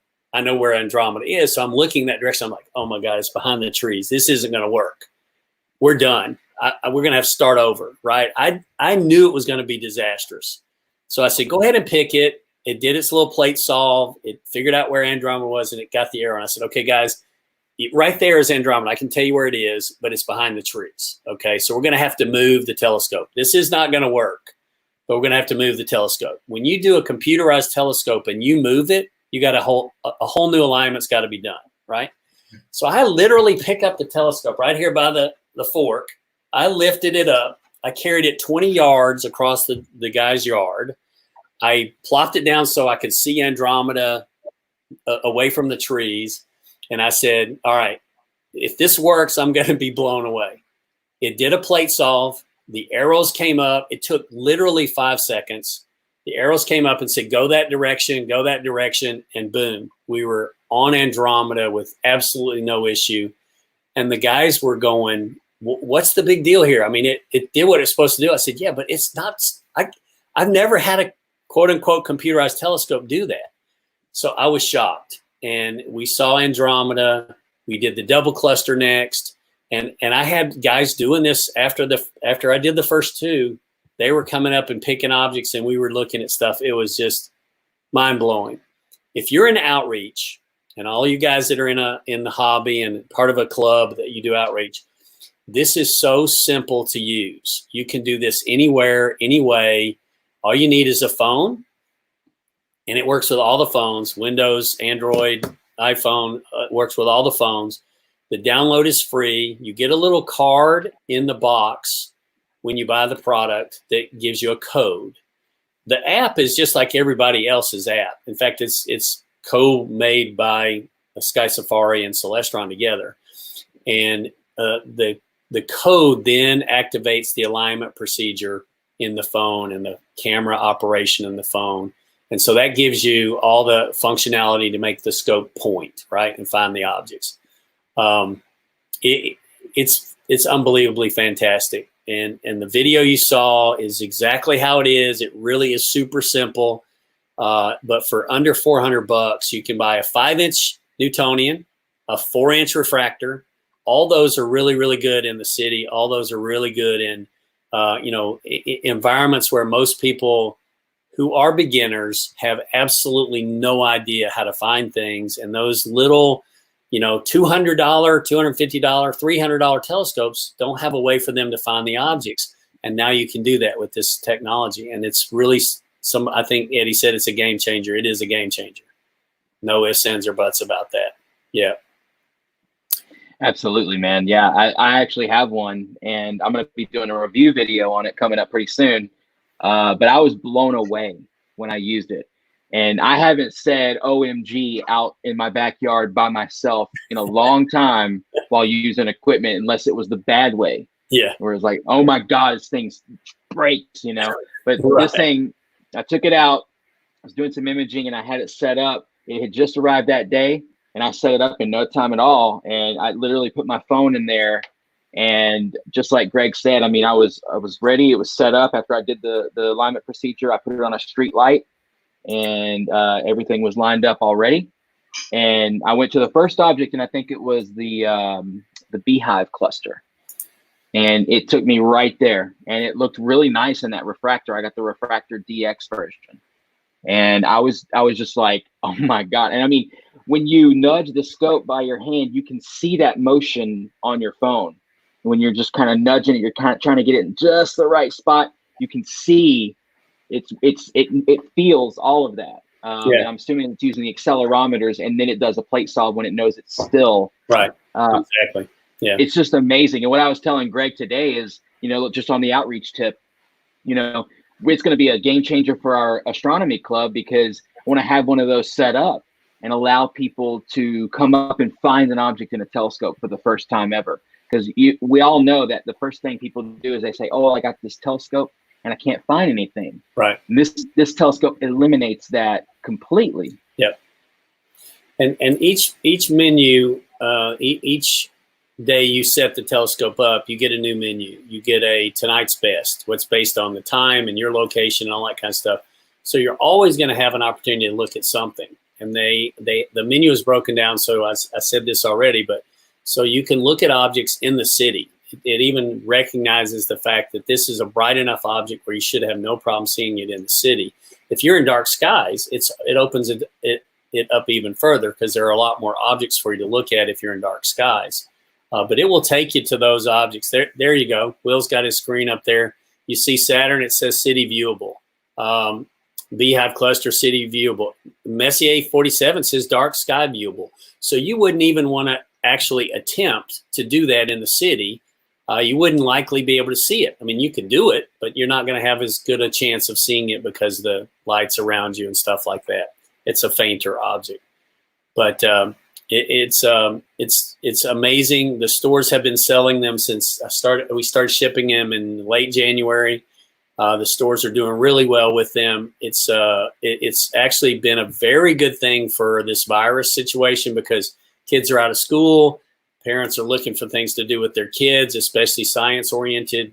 We're selling a lot of binoculars. We're selling a lot of spotting scopes.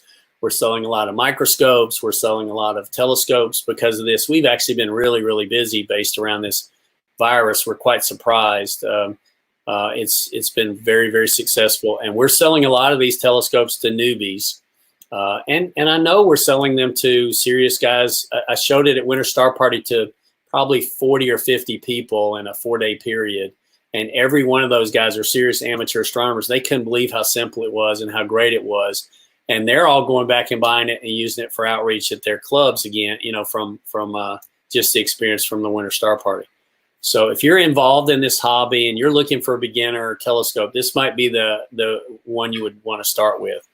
Like I said, there's 4 different variations, and those variations depend on really how much you want to spend and what kind of telescope you want to get. They all work the same way. The DX version comes with the slow motion controls and a little heavier tripod, but virtually the same.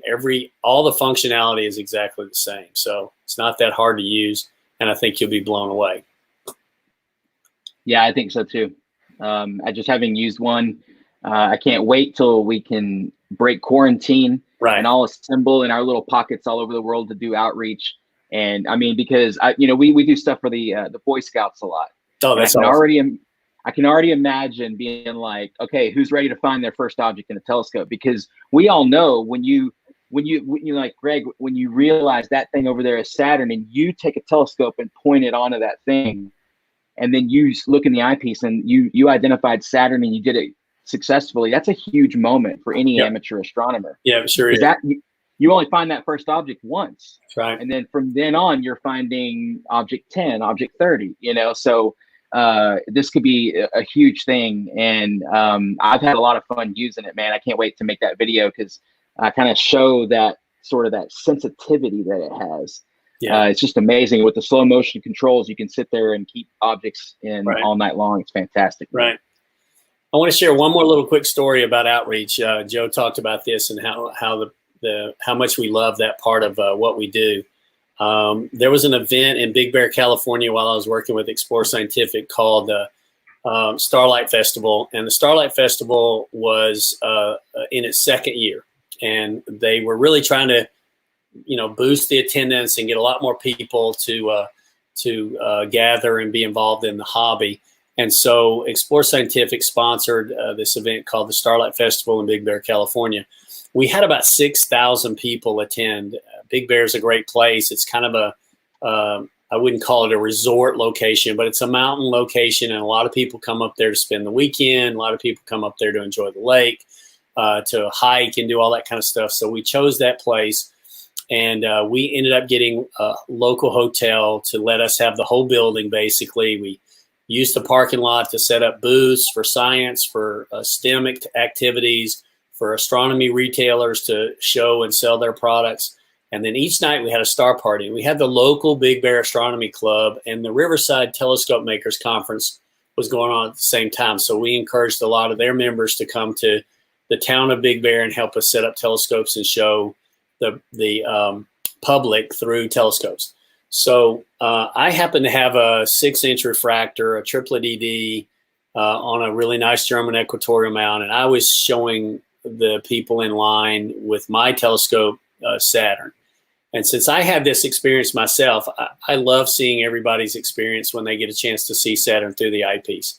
So people were 50 or 60 deep in line, and there were about 25 or 30 telescopes set up in this hotel parking lot. So everybody had 20 or 30 or even 100 people in line. And so people only got 15 or 20 seconds at the eyepiece, but it was fine. I'm standing talking to a lady who's getting ready to look in the eyepiece, and off in the distance, 6 or 7 or 8 people away, I see this family of 4, husband, wife, brother, and sister. And I would guess the son was probably 17, 18 years old, and the sister was probably 14 or 15, right? Don't know for sure, but in the corner of my eye, I see them, and I'm looking at the expression on this kid's face, the son. I wish I was home playing video games. Why am I here? I can't believe I'm doing this. This is the most ridiculous thing I've ever seen. So these 3 or 4 other people go through the line, and as they get closer, I tell the people that are about to look in the eyepiece not to say anything. I don't want any expression. I just want them to look, and then I give them some details about Saturn and what they're looking at and that kind of stuff. So they go, and then I get the daughter. The daughter comes up to the eyepiece, and I whisper in the ear. I said, do me a favor. When you see what you're about to see, don't say a thing. And she goes, why? And I said, you'll get it in a second. So she looks through, and I see a little gasp from her. Right? Oh my gosh, that's so beautiful. You can tell she was super psyched. So I said, okay, let your brother come up. So he comes up. I said, so, while you're here, and he goes, look at telescopes, I guess. I don't know. So you could tell he wasn't excited. I said, okay, so what I want you to do is I'm going to make sure this object is in the eyepiece, and I'm going to ask you to say the first thing that comes to your mind when you see what you're about to see. And he goes, okay. So he leans down in the eyepiece, and I could see his eyes got about 5 times bigger than they normally are. I could see that this kid was like, what in the world is this, right? But he hasn't said anything yet. So I said, remember what I said? And he goes, holy sh! Right? And I said, excellent, excellent. His mother punches him on the shoulder. His sister goes, what? Oh my God, what is that? What did you say? So I said, okay, that was fantastic. Tell me what you saw. 20 seconds of silence. He's like, I don't know. I'm not sure what it was. I said, look again.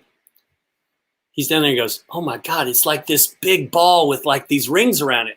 I said, you went to 5th grade science. Come on. What do you think it is? He goes, is it Saturn?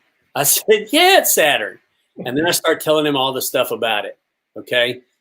I could tell I immediately connected with this kid.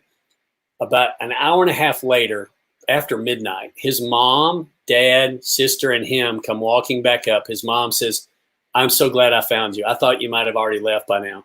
But my son has looked through 7 telescopes. He's seen galaxies. He's seen nebulas. He's seen whatever globular clusters are. He wants a telescope. Greatest night of my life. Absolutely greatest night of my life. Just was so fantastic for me to experience that. I remember the same thing that night I saw it on the hood of a car, and I hope I hooked him. I mean, that's what we do this for, right?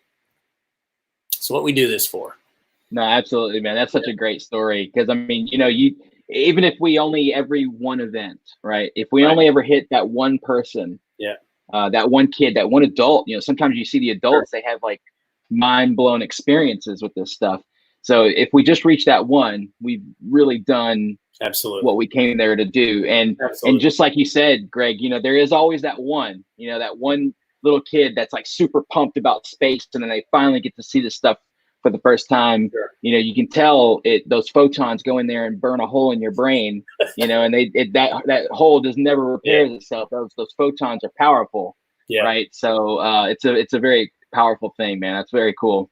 Yeah, there's got to be a word for that first experience. I mean, we all learn for sure science in school. We learn about the planets. We learn about things in space. But when you actually see it, it hits everybody in a very similar manner. There's got to be a word for it. We have to come up with a word. If you do, I want to trademark it. Okay. Yeah. we'll credit it right on back. Yeah. For you. Okay, so that's awesome stuff, Greg. Thank you, man. Thank you, man. I appreciate it. So we got tons of comments here, so might as well get to some of those. And if you guys have questions, of course, right now, I know we're on a little bit of a delay, so you're going to get what I'm saying here in about 10 seconds. So if you do have questions for either Joe or Greg or Eddie or me, whoever, throw them down. And as we go down, I'll get to some of these comments as we go, as we kind of wrapping things up here. But yeah, Joseph Martinez said, here's the intro I did with Celestron and Cali, and he linked a YouTube video there. So definitely check out that video. I'm pretty sure, no, I'm 100% sure that I saw that one. So Joseph, thanks for coming and hanging out with us, man. That was cool. I remember that video for sure. Let's see. Brad Sloan, a friend of ours from the El Dorado Star Party, asked us ask him if Celestron can put a gap in the bottom of the smartphone holder for the charging cables, and that's exactly what they've done. Yeah, there it is. So now, Greg, you probably have an XYZ that's kind of a derivative of this, and that does not. So I know Will took his and dremeled out a hole in the bottom of it, but the new ones have had that change. Yeah, and that's really cool, and I'm excited to see that So are the next YZs going that direction too, Greg, or is that something? I haven't seen one in about 2 months, but I heard that was going to happen. So I haven't seen one, but I've heard it is going to happen. Yeah. And you can get those things for really cheap for what they do. They are absolutely astonishing for taking your cell phone, right, and because you have to get the camera exactly over the exit pupil of the eyepiece. It's not always easy with those suction cup style or the clamp style. But the next YZ, you just turn some knobs, and it's right where you need it to be. Game changer, in my opinion. When I first saw those come out, I was like, finally. Right. And shoulders above any other eyepiece cell phone mount that I've seen before, and I've been using Reach recently as well, and it's thank you, Joe. Above and beyond. I agree. It has a platform, so you can raise and lower it, move it forward and backwards, and then actually shift it left and right as well. So you can do all the different axes and get the eyepiece perfectly over the exit pupil of the eyepiece. So it really works great with eyepiece projection through your phone. And Will's done this tons. I mean, he does the moon all the time. He's done Saturn and Jupiter. So he's done this before, and it really works well.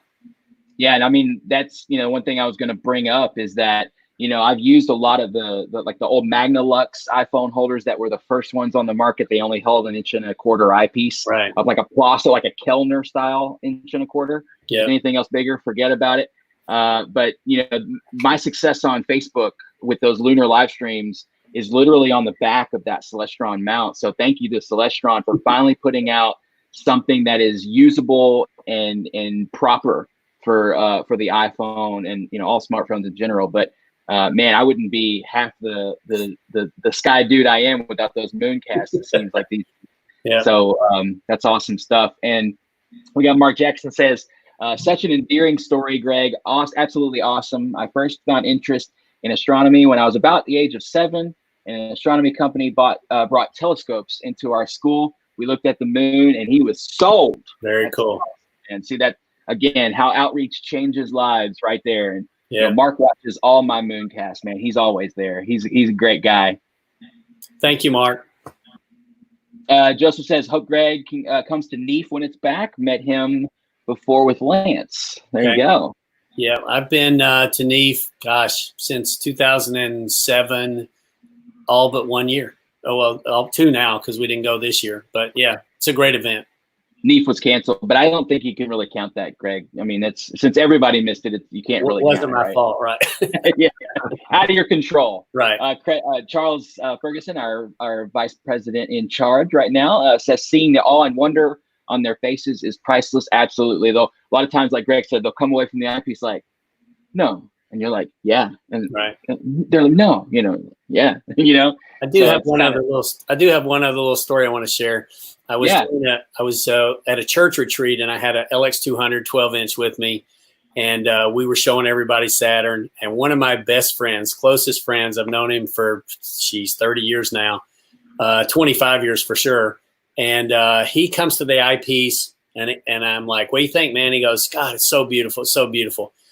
Comes out of the line, he goes back to the end of the line, he comes back again. He says, he says, so what I'm wanting to do this time is see the division. Can you see the division? I said, yeah, look. And he goes, oh yeah, I got it.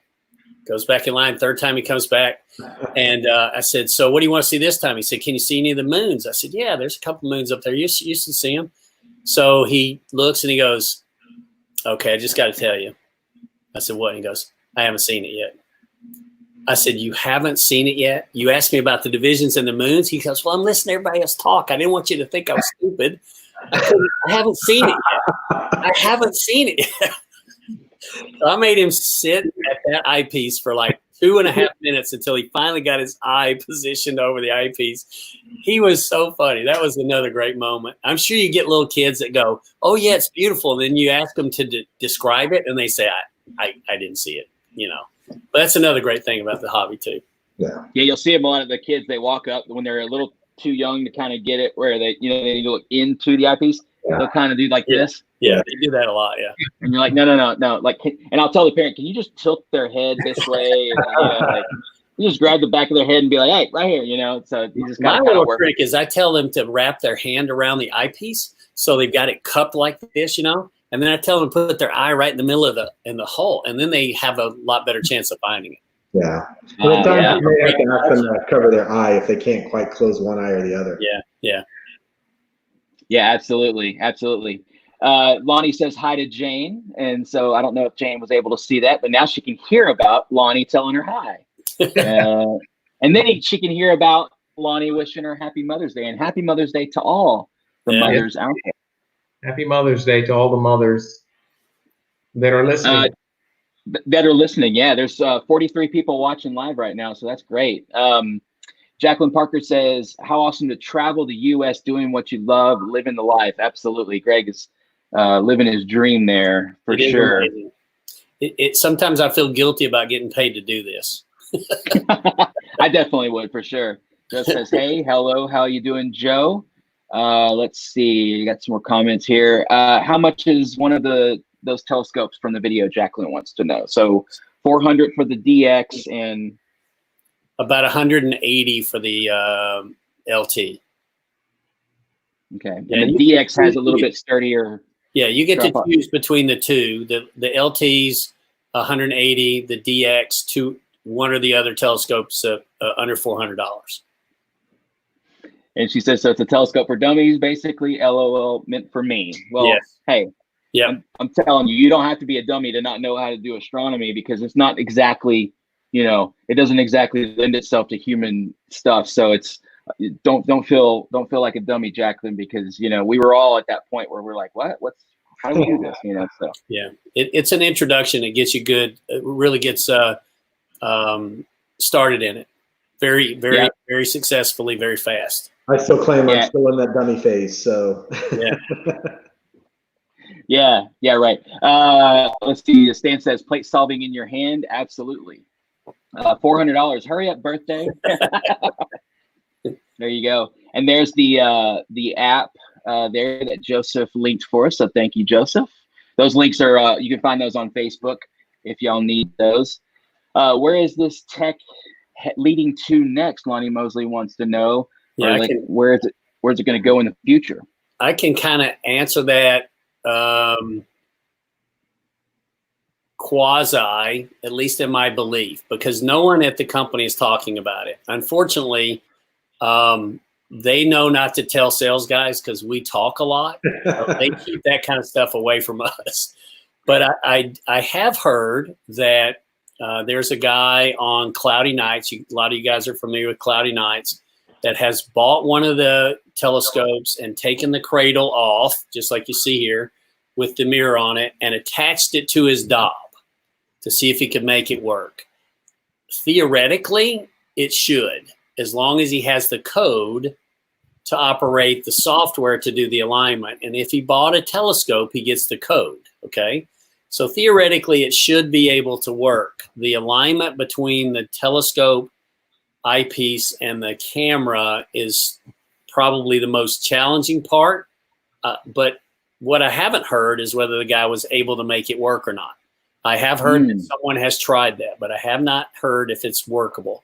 I gotta believe in my own mind that there are definitely things coming that are going to give us a lot more capability and flexibility with this kind of technology. I believe it's got to come for, Dobsonians. It's got to come for a lot of the other entry-level telescopes. But I don't know. They don't tell me. So I'm just telling you what I think. If anyone sees one of my bosses and says, Greg said, make sure you said he believes they're going to do this, and not that I did say that, okay? Yeah, don't mischaracterize the man, Brad wants to know if he can use it with binoculars, and that seems like an interesting, especially if you had like a parallelogram or some kind of ability to keep them steady. Yeah, I don't know how that would be able to be done. I mean, I'm sure the way the bracket is off to the side where it mounts the telescope could be done underneath. I'm sure it could probably be done that way. I'll bring that up in our next product development meeting. Interesting. Yeah. What is the name of the app again? It's called StarSense. Yep, just StarSense. In case you didn't know, we already have that technology in our NexStar telescopes. We have an adapter that goes on to our NexStar scopes that does a plate solving routine in the alignment procedure that confirms pretty much automatically, without you having to do anything, that the telescope is properly aligned. That's adaptable and compatible with other Celestron telescopes, and can be used on, 15 or 16, maybe 20 different telescopes we offer. But that's all built into the software already as part of the ham box and stuff. So that's quite a different procedure, but it comes from that technology. Excellent. Yep. Yeah. Leanne Collins, who's a local Beaumont asset member, says hi to Lonnie and Janie. Good to have you, Leanne. Long time no see, Leanne. Hopefully we can have you back in a meeting one day when we all get back at the planetarium there.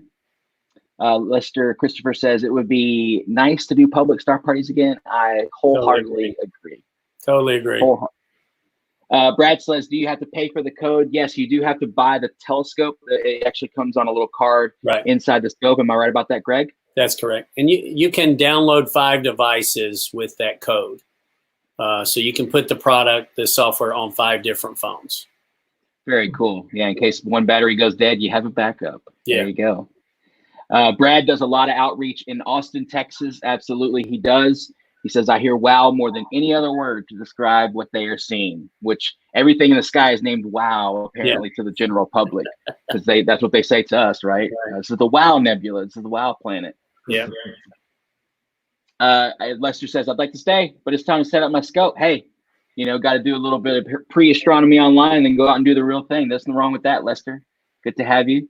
Have fun. Brad says, great. Let's see. The gap was one of my ideas. LOL did the same as Will. Necessity is the mother of invention. When you have your charger back here and you're doing a 3-hour live stream off the back of your phone, it gets dire at the end there when you're running out of juice, so you gotta. Everybody needs one of these little charger blocks, and allows you to plug your smartphone in and charge it, with the cable. So when you're doing overnight stuff, long time with your phone on the XYZ adapter, that's what you need. Absolutely. Definitely. Let's see. That's Mr. Adam Corville, a new member for the Astronomical Society. And I think that's who that is. If I'm wrong, please correct me, but good to have you, Mr. Corville. I'm going to bed now. It's almost 3 a.m. here. Thanks for the stream, guys. Appreciate y'all's time. It's getting good, right? Yeah, it's just getting good in astronomy, but we appreciate your time, Mark. Hope you're having a good time there in London, and have a great evening, man. Rafael says, hey, cheers from Sao Paulo, Brazil. Excellent, Brazil. Good to have you in the house, Rafael. Let's see. I got a couple more questions here. Did they sell the cradle and code separately? And I think the answer is no to that right now. Correct. The answer is no. And then Brad says, hey, big game changer for everyone. And that's 1,000% true. These things I think are going to really change the game for beginners, because, most people, when I ask them, or they ask me what scope should I buy, I always tell them, no, don't do it. Don't do it. Go to an astronomy club like the Houston Astronomical Society, join that, become a member, get in the mix, and then get one of those loaner scopes, because you may find that Schmidt-Cassegrain is way too big for your usage, or you may find that solar scope isn't quite right for your liking, or this or that, and it's just invaluable to get that stuff. But I do, in the same breath, this is a scope that I would feel comfortable recommending to beginners, especially if they have a smartphone, and especially if they're, maybe they have some decent skies, or even, out here in the suburb in my backyard, it was great. The beehive cluster looked fantastic in that thing. Right. So, and the moon, I mean, it'll help you find the moon, and then it's like, bam, a lot of people have maybe been in astronomy for a while. It's like, oh, finding the moon is easy. Not necessarily for your average beginner who, when they move the telescope, the view inside goes backwards from what they think it should. That's a very disorienting thing. I know when I first started using the Dobsonian, I was like, what in the world? Like, how am I ever going to find anything? But over time, you get it. Let's see. Joseph says, I love using my Nexstar 90 SLT on the StarSense mount as well. Works splendidly. That's awesome, man. I know a member of our club, Jory Odom, has the Nexstar, I think 6-inch, and it helped him really what he'll do is he'll set that up. He'll find stuff in the sky with that and see where it's pointed, and then go over to his Explorer Scientific Dob, his 16-inch Dob, and he'll put that on the same object and then compare and contrast. Oh, that's cool. Yeah, and actually he was using that sort of as a guide, and so a similar way I would assume you could use the StarSense DXs in the same way. See where the telescope is pointed, go move a bigger Dob if you have access to one of those, sure. And kind of tag team it with just bigger scopes and smaller optics that are a little bit more aligned. But again, Greg, the thing that you said about moving the telescope, like, I think we should probably reiterate that for a lot of people, that when you GPS one of these Celestrons, or any telescope that knows where it is in the sky, whether it's an equatorial mount, an altitude azimuth mount, or whatever it is, you move that telescope, and you even bump it, you might have to start over through your realignment procedure, which is kind of a pain sometimes. Yeah. The ability to pick up the scope and walk wherever you want to with it and show your buddies, that's invaluable, because you're keeping that wow factor up for them. Right. And they may not get why it's important that you can move this thing, but you're back on target. And that's what it matters to the general public, is you're back on target. You're showing them stuff that's going to wow them. That's an incredible feature of that. Yep.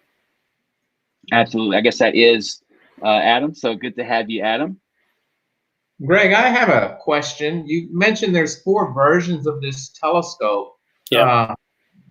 Can you tell us a little bit about the telescope specs? Yeah. Can I share a screen here, Will? Go for it.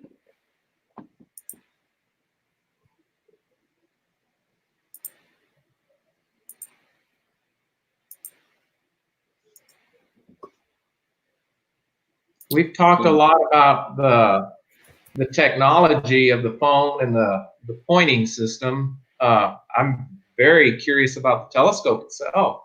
Yeah, so this slide will show you the LT version is available in an 80 millimeter refractor and 114 millimeter Newtonian.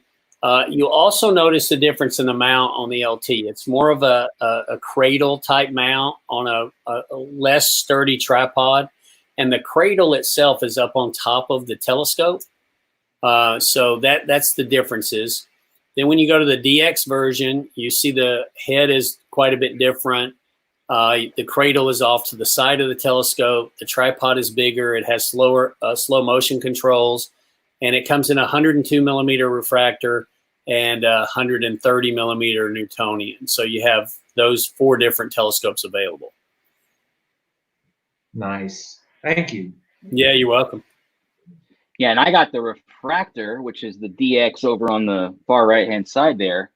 And it went together super fast. And I got to comment and compliment you guys on the packaging.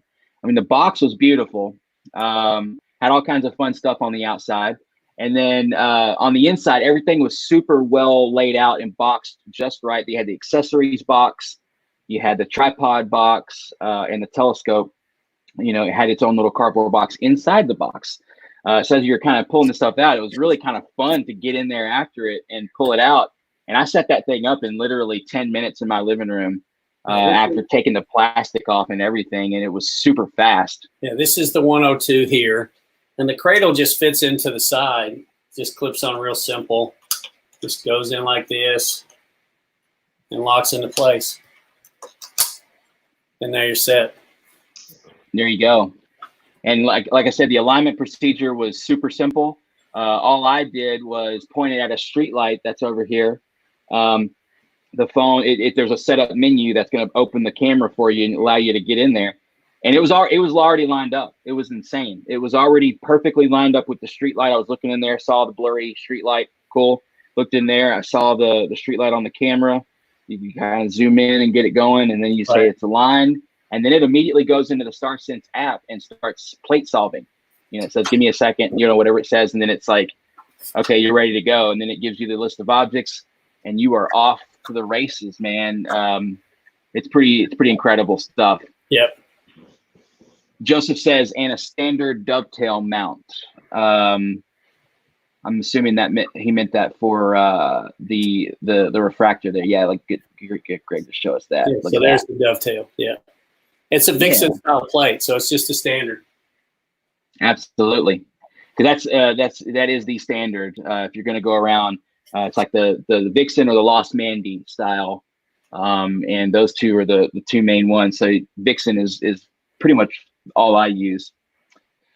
Tim, our good friend from Houston, says, I was considering mounting the StarSense on my big manual Dob, sort of as a visual finder scope, and then broadcasting to an HD monitor for outreach events, so people could see the object on screen while waiting for a turn at the eyepiece.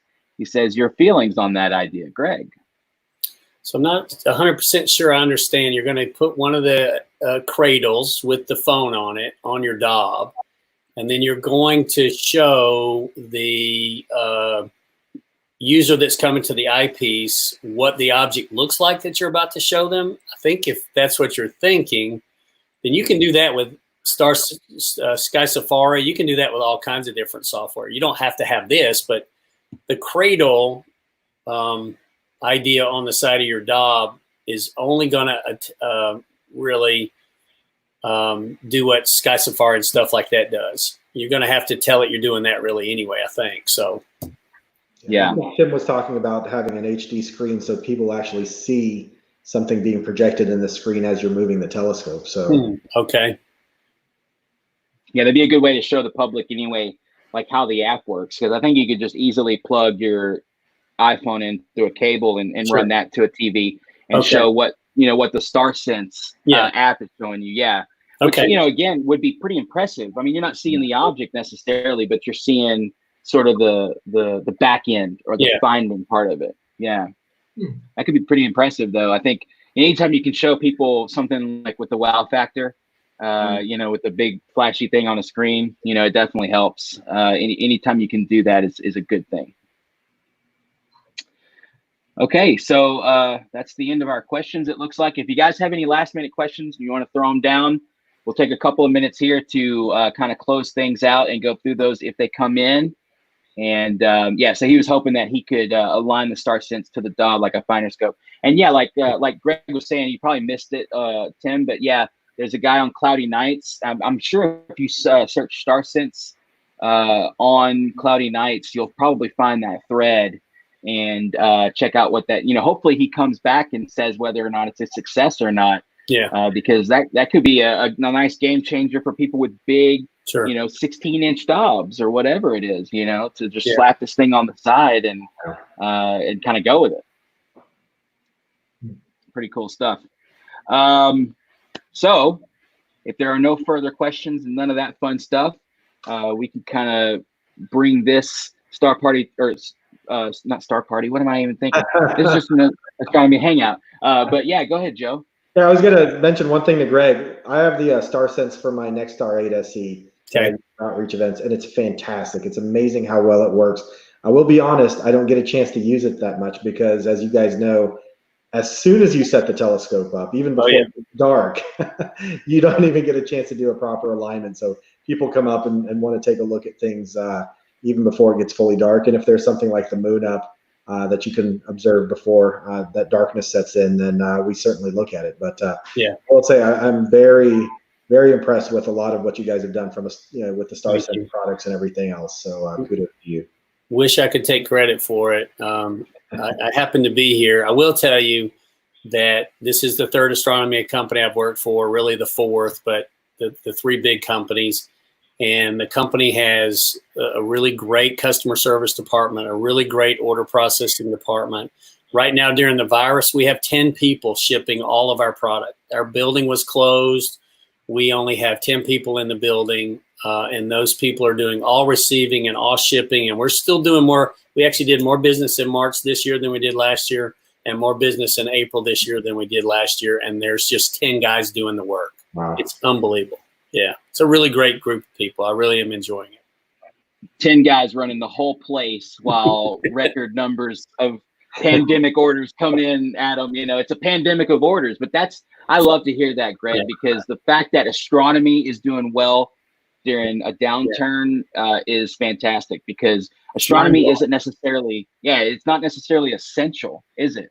Right. What we do, but to some people like us, it is. Yeah. It is essential that we get out and observe the moon sometimes, because it takes your mind away. It gives you that broader perspective, that astronomical perspective, for sure. Yeah. Jim asks, thanks for the information. Does Asset have any plans to go to the dark sky location? No plans right now, Jim. I'm not exactly sure what the mandate is for Magnolia Ridge, which is where we meet for our dark sky star parties. So I think after sort of everything sort of gets back going again, we'll probably start talking about those. There is kind of an impromptu thing that is going down with some of our members in our group and some people from Houston. I think even Joe might be trying to join us at the X-Bar Ranch, which is that little place right there. We're talking about going out there in a few days, honestly, because new moon is coming after we're at full now, or we're coming out of full. So in a few days, we'll be at, last quarter going into new moon. So we're talking about kind of going out there, taking over the X-Bar and having a little impromptu star party thing, which I think will be fun. I think maybe even Eddie might come and join us. We'll have to see. He's closer than I am. I'm in Killeen right now, and most of my telescope equipment is back in Beaumont, and this is what I have. It's a little 80 millimeter, and I could do it, but I'd be very tempted to go look through other people's scopes. Just bring some Lysol wipes for the eyepiece. It won't hurt the optics. Just spritz it with some Febreze. It'll be fine. Wear a mask over the eye, right? So. Yeah. Yeah, absolutely. Sharon says, another great meeting. Well, it was great because you were here, Sharon. Thank you so much for joining us. Sharon Rigsby runs our planetarium for us here over in Beaumont. She's a super gracious host. Allows us to take over the place once a month, 11 times a year. And she is a great outreacher, if that's a word, outreachist, if you will. She is fantastic at what she does. So Sharon, thank you for being a part of our club for sure.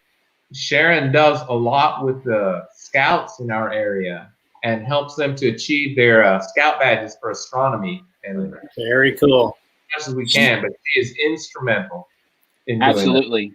That. So Sharon, my email address was up there when my screen is showing. If you need any help, let me know. Yeah, Greg is a great resource for that, for sure. So thank you, Sharon, for coming and hanging out. Brad says, yeah, that's right. You can't set up quick enough. Sometimes you get to those outreach events, the crowd is already there. They heard about you. Yeah. Saw you on the news. You got to give them what they want, right? That's right, man. They want those photons, man. Yeah. And they're like zombies. They're like, like, hey. So then you're trying to okay, well, what time Zulu is it? You're programming the telescope and getting all this stuff programmed in. I just got to do a 2-star alignment. Just give me 1 second, right. And they're like, all right, So, and especially where as many times as I've set my big scope up, it's almost a relearning experience every time I set it up. Now, how did I do this again? Oh yeah, okay. it takes me a little bit to do all the electronic alignment so that my big scope will track. Right. Yeah. This new technology seems very easy and very quick, and will take a lot of that headache away. Certainly Absolutely. will. And you know, one of the things that we're finding is it's one thing to kind of point the telescope, let people come up to the eyepiece, and you know, Greg, you talked about this, but the practical aspect of actually letting somebody find something is even that much more impactful. Yeah.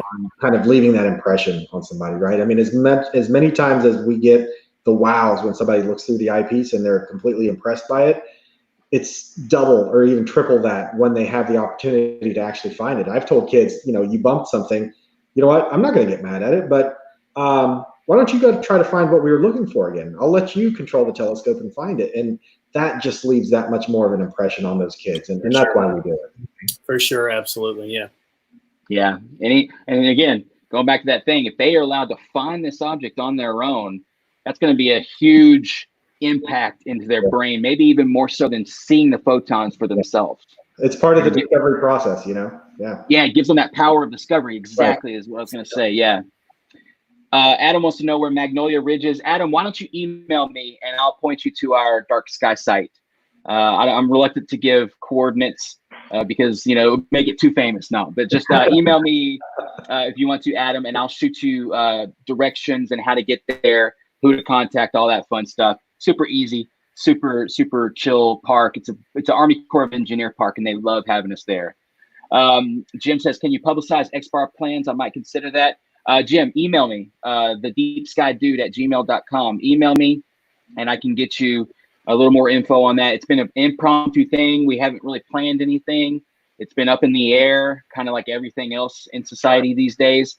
But everything's sort of kind of settling back down, and so we're kind of peeking our heads out like, you know, should we go? So it's one of those kind of things. So get with me, Jim. I'll definitely get you that info. Sharon says she's ready to get back to it. And she's talking about the outreach with the scouts. So that's amazing stuff. Sharon does really great work for our club. Brad says, great interview. I had no clue this software was so great for beginners and or everyone. That's why we're here, Brad, to bring all the fun stuff out, right? And we appreciate Greg being here again for sure on that. Sharon says, thank you. I want that scope. We will be talking. Oh, sorry. Yeah, go ahead. I was just saying, I see a wave of Christmas orders in your future, Greg. Yeah, I hope so. That's a good thing. And Brad says, yep, those zombie photon wanters, they're out there. Maybe buy one of these telescopes. I need a grab and go, and these would be perfect. Absolutely. I recommend the 102 DX. It is very choice, especially for that price range. What's up, Nora? How you doing? We're just kind of getting here to the end, so you'll probably have to rewind it and go back and watch the beginning, grab you a beverage and hang out with us. And let's see. Brett says, have everyone wear masks and we'll be much lower the risk. Exactly. Yeah, we'll probably be out there with our ninja masks in the dark, slaying some photons, you know, just trying to get back to it any way we can. And the XBAR Ranch has seemed like they're ready to have us. Everybody's kind of ready to get back to normal, but in a safe way. And sure. I think that's a great way to do things is let's peek our heads out, you know, and be like, is it okay? You know, and then let's go and do it and just keep washing your hands, you know, and keep staying a good distance from people. You know, don't go hugging nobody right now that you don't know or have been intimately hanging out with during quarantine. That probably we know our families way too much at this point. That's a good thing. You know, it's kind of as much as we've socially distanced, we've actually, you know, we've physically distanced. We've actually socially gathered like in ways like this more than we ever have, I think, in the past, because it was a necessity, right? We'd all go crazy living in our four walls without each other. And just like in a star party, you know, there's the people that make that. Everything else in life is the exact same, you know. Going to restaurants, you know, it's the people that sort of make the experience, you know, or some bad restaurants that break the experience, right? So, and I can't wait to go back out and have a bad restaurant experience just to be like, man, it feels good to be normal again. You know? So Nora says she's good. That's great. That's great, Nora. We thank you for joining. But that's what we're going to kind of wrap it up, guys. Thank you, everybody that joined and shared the feed. and came and hung out with us and asked awesome questions. We really appreciate y'all. It's fantastic. Eddie, I'm going to turn it over to you for a second. If you have any final thoughts, Jerry Springer style, or if you want to have anything you want to add before we go here. You know, Will, we talked about outreach a lot, and a story came to my mind. We were at Magnolia Ridge, and I had my larger refractor set up with a reflex finder, really easy to point and look through the finder and find an object. And I had a young boy come up, and he wanted to see Mars.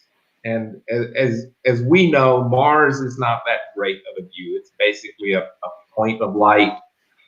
And so, you know, I pointed it at Mars, I looked at it, and I showed him how to focus and unfocus.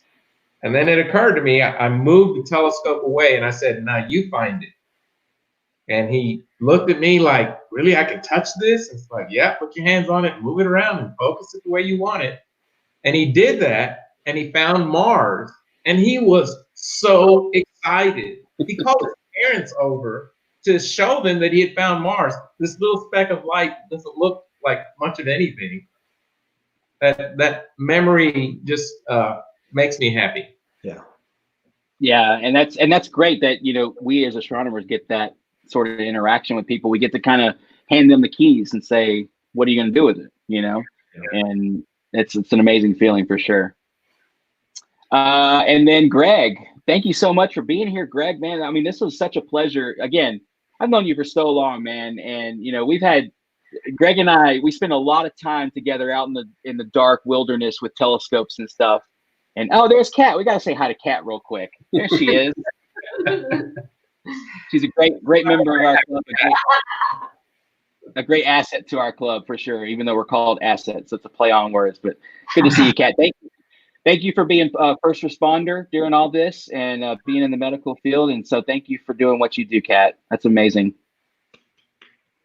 Thank you for your service too, for sure. But yeah, Greg, you know, again, man, such a cool thing for you to come on and show this stuff for us, man, and kind of bring, you know, a little bit of insight into it from the inside, man. So it's always great talking to you, dude. Thank you very much, Will. I was really excited when you asked me yesterday or the day before if I would join. At first, I was like, so what am I going to do on this call, you know? But I'm so glad I joined. It was a lot of fun, and I'm open anytime you guys want to have me back. I would love to talk some more about other things, but thank you for the time. And Joe, nice to meet you. I think we've probably seen each other at a Star Party for sure. Eddie, great to see you and Kat again. Look forward to seeing you somewhere in the near future under dark skies, okay? And same to you, Will. And maybe with our ninja masks on, who knows? There you go. And Joe, man, thank you, dude. Such a cool thing to bring some of that insight from Haas and sort of, because like, again, there was a bunch of stuff in there that I had no idea about y'all's club, man. It was so fascinating. So thank you for that, dude. Appreciate it, Will. And you know, as again, when you called me, like Greg mentioned earlier, and I thought, what am I going to talk about? And I started going back and looking at it, and it's really kind of an awesome feeling to know that you're the steward of an organization that's been around for well over half a century already, and all of the great things that they've accomplished. So it's awe-inspiring and it's a little frightening at the same time. But appreciate the opportunity to come here and talk to members of Asset and others as well. And good to see you and Eddie again. And Greg, I'm pretty sure we probably crossed paths somewhere, but next time we get an opportunity to see each other at a Star Party, we'll definitely get a chance to say hello, sit down and talk. I look forward to sure. That. Absolutely, man. For sure. Thank you. Yeah. And then, go ahead, Eddie. Sorry. Greg, Joe, I just want to say thank you so much for joining us. Will, for you putting this together, thank you. You've done an excellent job. Well, thank you, man. I appreciate that. I rely on my friends, man, when I need them, and I'm pretty lazy. So, and I was like, man, it's coming up, meeting's coming up fast. I better get some dudes. And luckily, both dudes that I reached out to were like, yeah, let's do this. And I'm like, man, you guys are the best because y'all make my job so much easier when I'm just the laziest man on the planet. But some final comments here. Howard Miner, thank you so much for joining us, our friend. Our mentor, man. I learned so much from Howard Miner. It's staggering. And like Lonnie often brings up, Howard Miner has forgotten more than most of us No. So and he's, Howard got his first telescope in, I think, the 1950s. And he's been observing since then, which, I mean, that was 30, 40, well, I don't even want to do the math right now, years before I was even born. He was already a master by the time I was in diapers. So, Howard, thank you for joining us. Jane, it was great to see y'all. Tim, thanks for joining. Respect to you, sir. Was it Constellation and Cocktails, I believe, is Tim's page. Greater Heights Astronomy as well.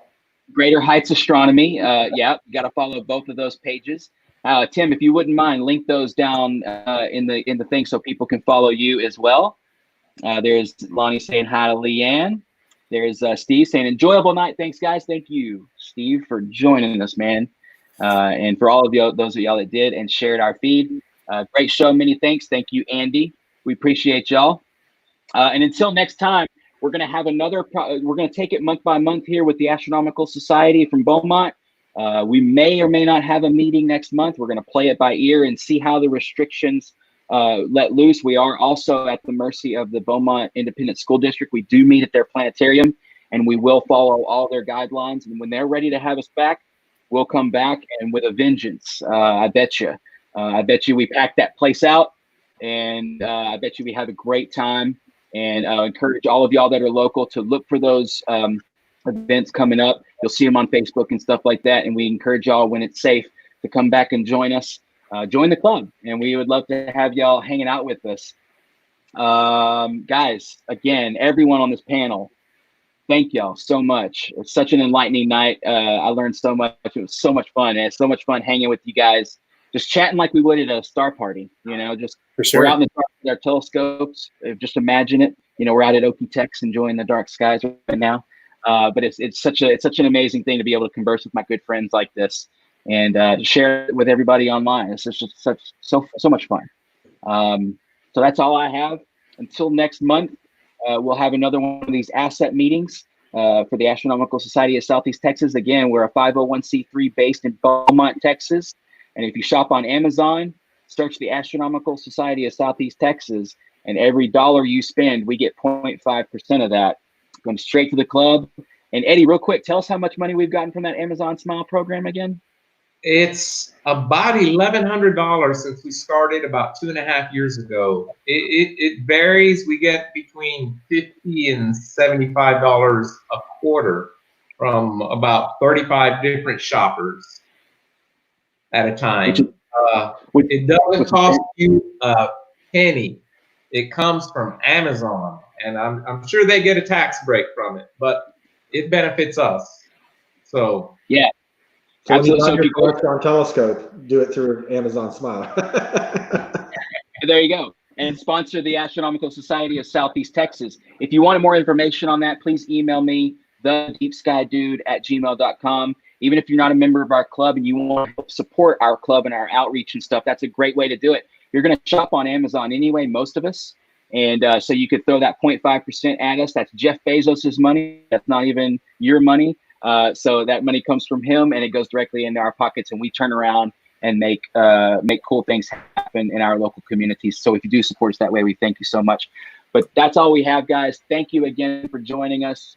We love doing this kind of stuff. I mean, every guy on this panel is so intimately passionate about astronomy, and that's why we're here, and that's why we do what we do. That's why Joe is the president of one of the biggest clubs in the world. That's why Greg over here is one of the dudes at one of the best and one of the biggest telescope manufacturers in the world. And that's why Eddie does the cool stuff that he does down there in Killeen, Texas. Hopefully back in Beaumont again very, very soon. But thank you, guys. We'll see y'all next time. Y'all have a great evening. Keep looking up, clear skies, and we'll see y'all on the next meeting. These guys. Thanks.